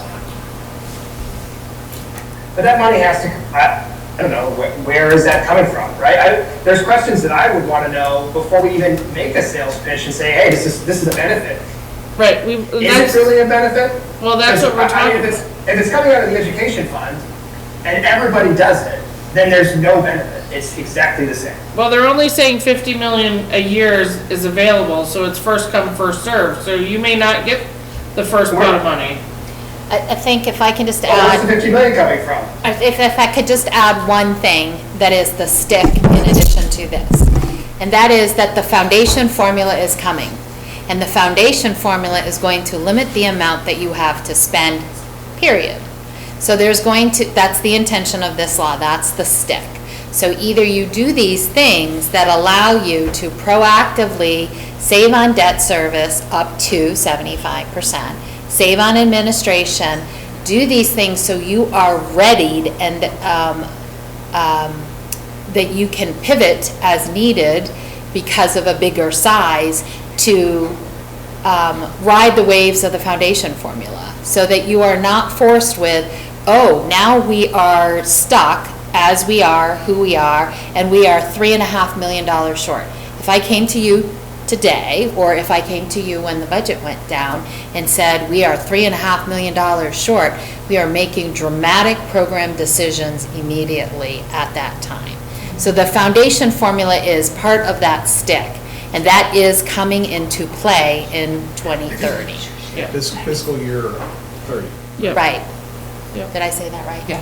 Well, but on the flip side of that too, though, right? I mean, if you have, let's say we merge with pick a town, right? And so now you have new faces, new people, and we're all trying to get along. And we also have to meet this incoming foundation formula that's going to impact our overall funding. Yep. Are we better off to do that collectively with a new team, or would we be better off with our existing team, right? So I don't know. Like, I don't know if there's a good PD opportunity to like bring someone in to really educate us on what the impact of this is. Like maybe the School Boards Association or somebody, but like.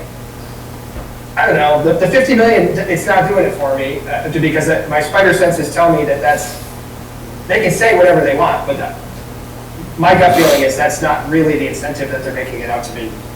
Well, regardless of whether you like it or not, Brett, we still have to meet at that first meeting. So, I mean, we have kind of ferreted this out quite a bit. I mean, especially from this op-ed that we have here. And we know that the $50 million, as I don't know exactly where it's coming from, but they had to have put it into the budget somewhere in order to have it in the legislation. Because House Ways and Means would have had to do that. Could very well be coming from the Ed Fund, you're right. They're very good about keeping that stuff kind of secret. I'm still confused about that too, though. Is that applied to every district? No. It's Okay. a 50 million. So this it's document, $50 million a this year. document sells that as, in my quick read, I think in Gabe's quick read, Okay, we can clarify that. We So can 50 clarify. million collectively, Yeah. annually, It's a little bit of across the false state. advertising. Prioritized. which I think Prioritized. gets to Brett's Yeah, point. 50 Well, it million. does say, I mean, they It's put less it, than one bond annually, right? I mean, 50 million doesn't even cover one school, so. I think it's more the 75% too. right? It's the debt service. That's what we need to be careful with. It's the up to 75%. If we say 75%, people are gonna expect 75%. Yeah, up to, right, I mean, up we to. could be the lower end at like 20. 3%, Yeah. 20, yeah, you know what? Sure. You know what I mean? so here's one of the things I can do to maybe help calm your fears, Brett, a little bit. Peter Conlon has been one of our best legislators here for us. He's listened to us. But he's out as of January. He's not re-upping his, and he's been the chair of the Ed Committee or for the House for many years. So if you want, I could invite him, and I could also invite what's her name from East Middlebury, Ruth Hardy. Ruth Hardy, who wrote a big email to everybody stating how she made this all possible, so that they could come in and talk about it to us if you wanted at one of our next meetings. I think it would be good to be. I'd love that. Like honestly educated, right? Read the bullet points, say, oh, this is great, but, we're talking to our community, right, our taxpayers. For sure. Let's be honest, like, let's find out the real details, and so that we know we have to do it, I'm not saying it, but are we doing it, really, I don't think we're doing it for the 50 million, right? I think we're doing it because there are 100 other reasons why. Well, I don't think we're doing it for the 50 million either. I think we're doing it because we know Alternative is worse. we know we're going to have to at some point, and it's better to be proactive in this stance than be Orwell, who fought it and fought it and fought it And lost anyways. and still ended up with Slate Valley. I also want to say, we're not being dishonest on anything. We are not. And I kind of take offense to implying that we are. I just want to say that. We are. I want to be very clear. I think the state is being a little bit misleading in what they're asking districts to do and the timelines they're asking them to do it on. And I think this is going to go down as another failed attempt to try to fix education, because the reality is there's no free money. The same amount going in, same amount going out. So. Yeah, without trying to be offensive, Brenda, I think one of the problems with Act 46, and I'm speaking personally here, is I felt that there was false advertising, and that it was presented as it's going to be these magnificent cost savings and efficiencies and lower taxes and. And it was for a few years. It was. It wasn't that I saw. just,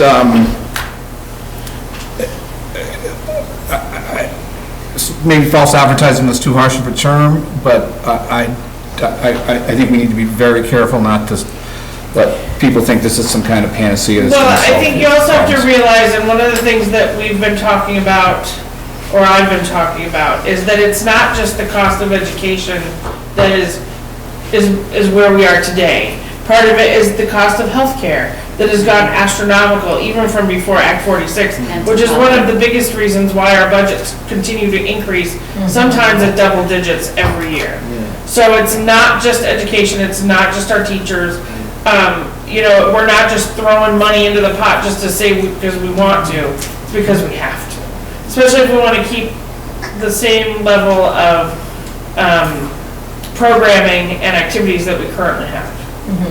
So I think, you know, there's other things, there's housing and there's all, really, and what the state has done in all of this is that they have said, we're not willing to put the political capital out there to tell you what to do. We're going to make you spend your political capital as board members and make everybody mad at you instead of us.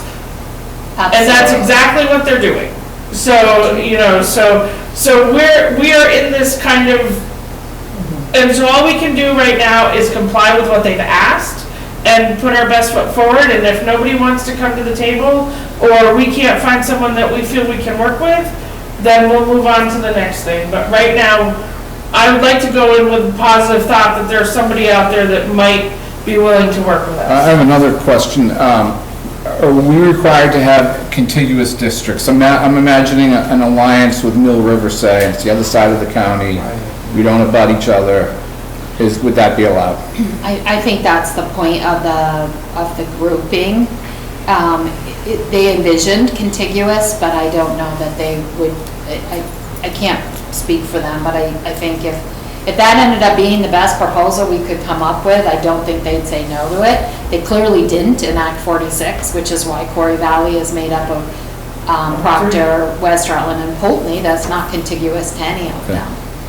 I don't know that that's really clear. It did envision contiguous connections because that's how you can realistically share a superintendent and curriculum. That's how you can realistically share more. Okay, thanks. And to get around the false advertising, I think Jess had mentioned the scenarios, sort of best case, worst case, in between. I think there is a way to sort of categorically say, obviously this is how they are incentivized, but what does that translate for, for us in our district? So I hear what Brett is saying and I hear what Kevin is saying. Like I get it. The last thing we want to do is say to everybody, oh, it's Candyland. We're going to get, 75% and we're going to get 50 million a year and it's going to, I think that there is When Queen Faustine comes, yeah, go back to the beginning. Yeah. I mean, what this comes down to too is addressing sort of the infrastructure problem of aging infrastructure and holistically, how is that solved for when you have skyrocketing healthcare costs and you have, so it's, it's multifaceted for sure. And Act 46 was definitely more structured in the fact that we knew exactly what we were getting. If we consolidated, we were getting 5 cents off and then 4 cents off or something like that. We were going to be able to save our small schools grant. We knew exactly that information. And I will tell you, we have made efficiencies. Yes. We have had efficiencies. Yeah.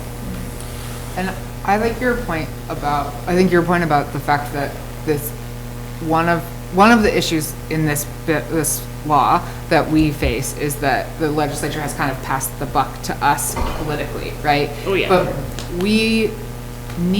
we already are working to build trust with our rebuild trust with our communities after many of the challenges that came from from Act 46, right? Like, it's really hard for towns that are used to having their control of their own local schools to be part of a supervisory union and a unified school. It's complicated. So we will need that political capital to make this happen with our voters. And so I think it's really good that we are being proactive. I think it's really, even though Brett said earlier that like summer's not the best time to send a mailing, I think the best time to send a mailing is as soon as the mailing is ready. And that's like tomorrow if possible, and the next week, and we can just collect information over the summer and have the meetings in the first week of September when people are back from vacation, and that seems fine.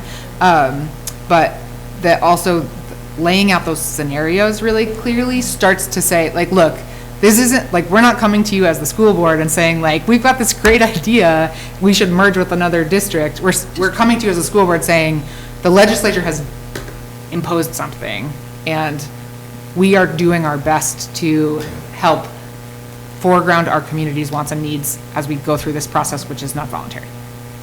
So hopefully that feeds into retaining the political capital that we have to That's right. help us get to yes on the best deal that we can find. That's right. I'm looking at the time. Yes, I know. So what we'll do, I think from a survey perspective, we don't need to necessarily review that right now. I know people are anxious I still have an hour and a half drive home, and kids that are gonna maul me as soon as I walk in. So, I guess I just wanna, sorry, this stuff makes me emotional. I don't know why, it's just so powerful, right? Thank you for being so engaged. And I appreciate everyone coming into this with an open mind. The goal of this evening is exactly what we just wanted to give you something to react to and to discuss. I want to validate how important this sort of work is holistically.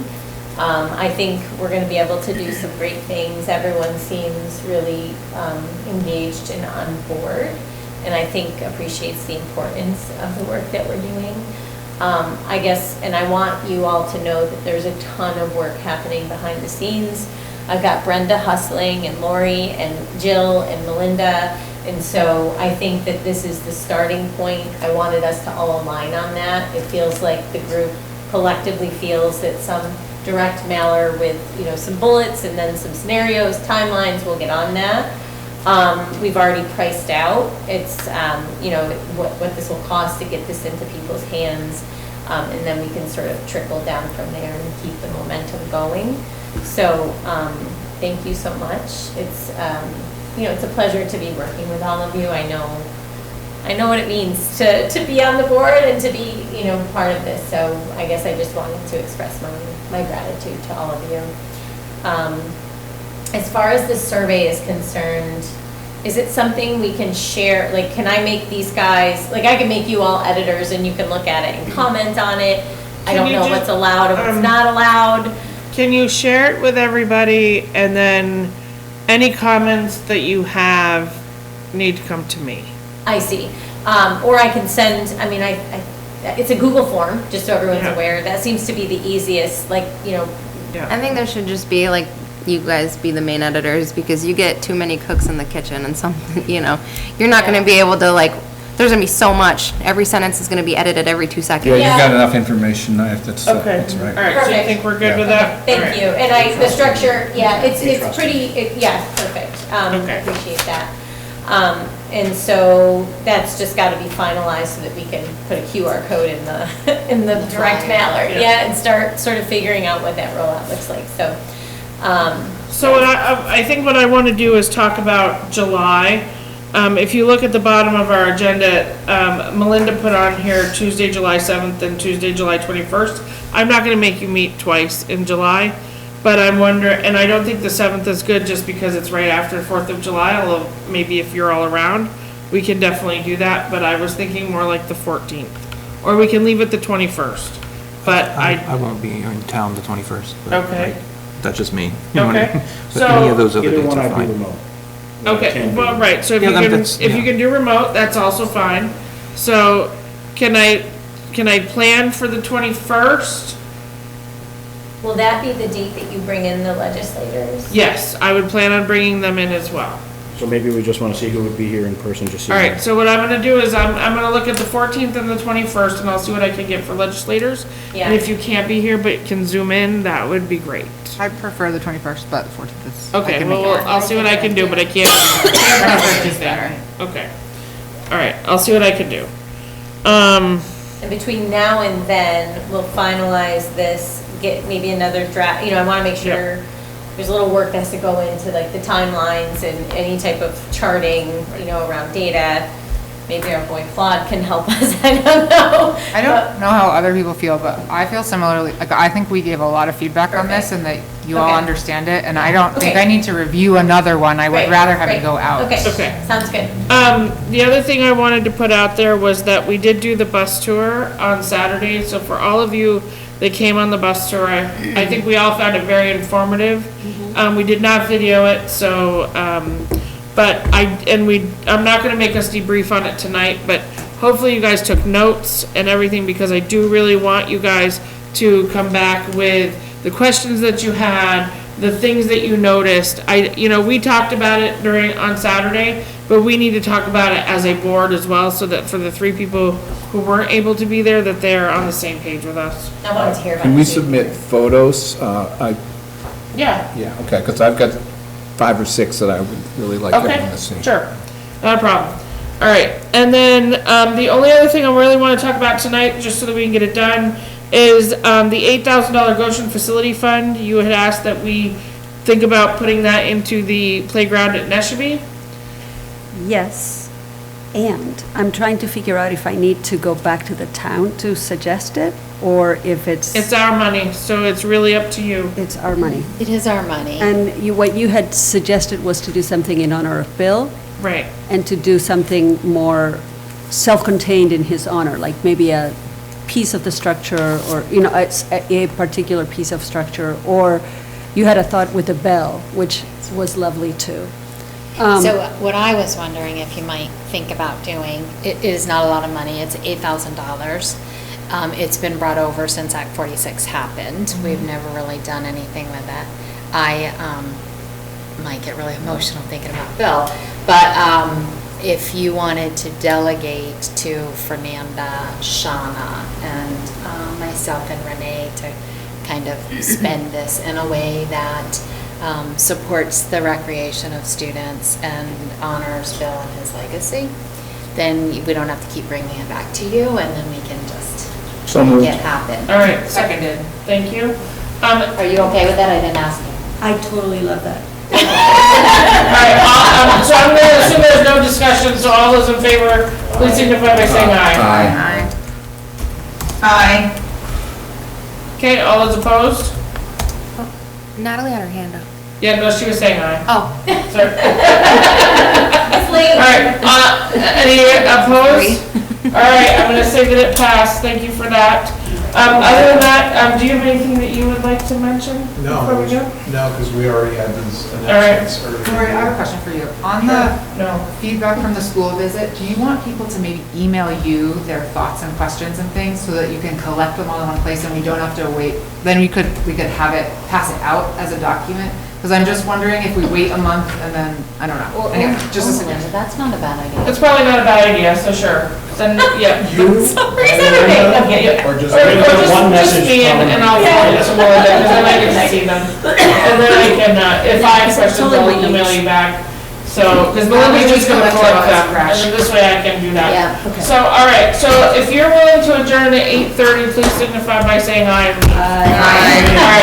All right, bye.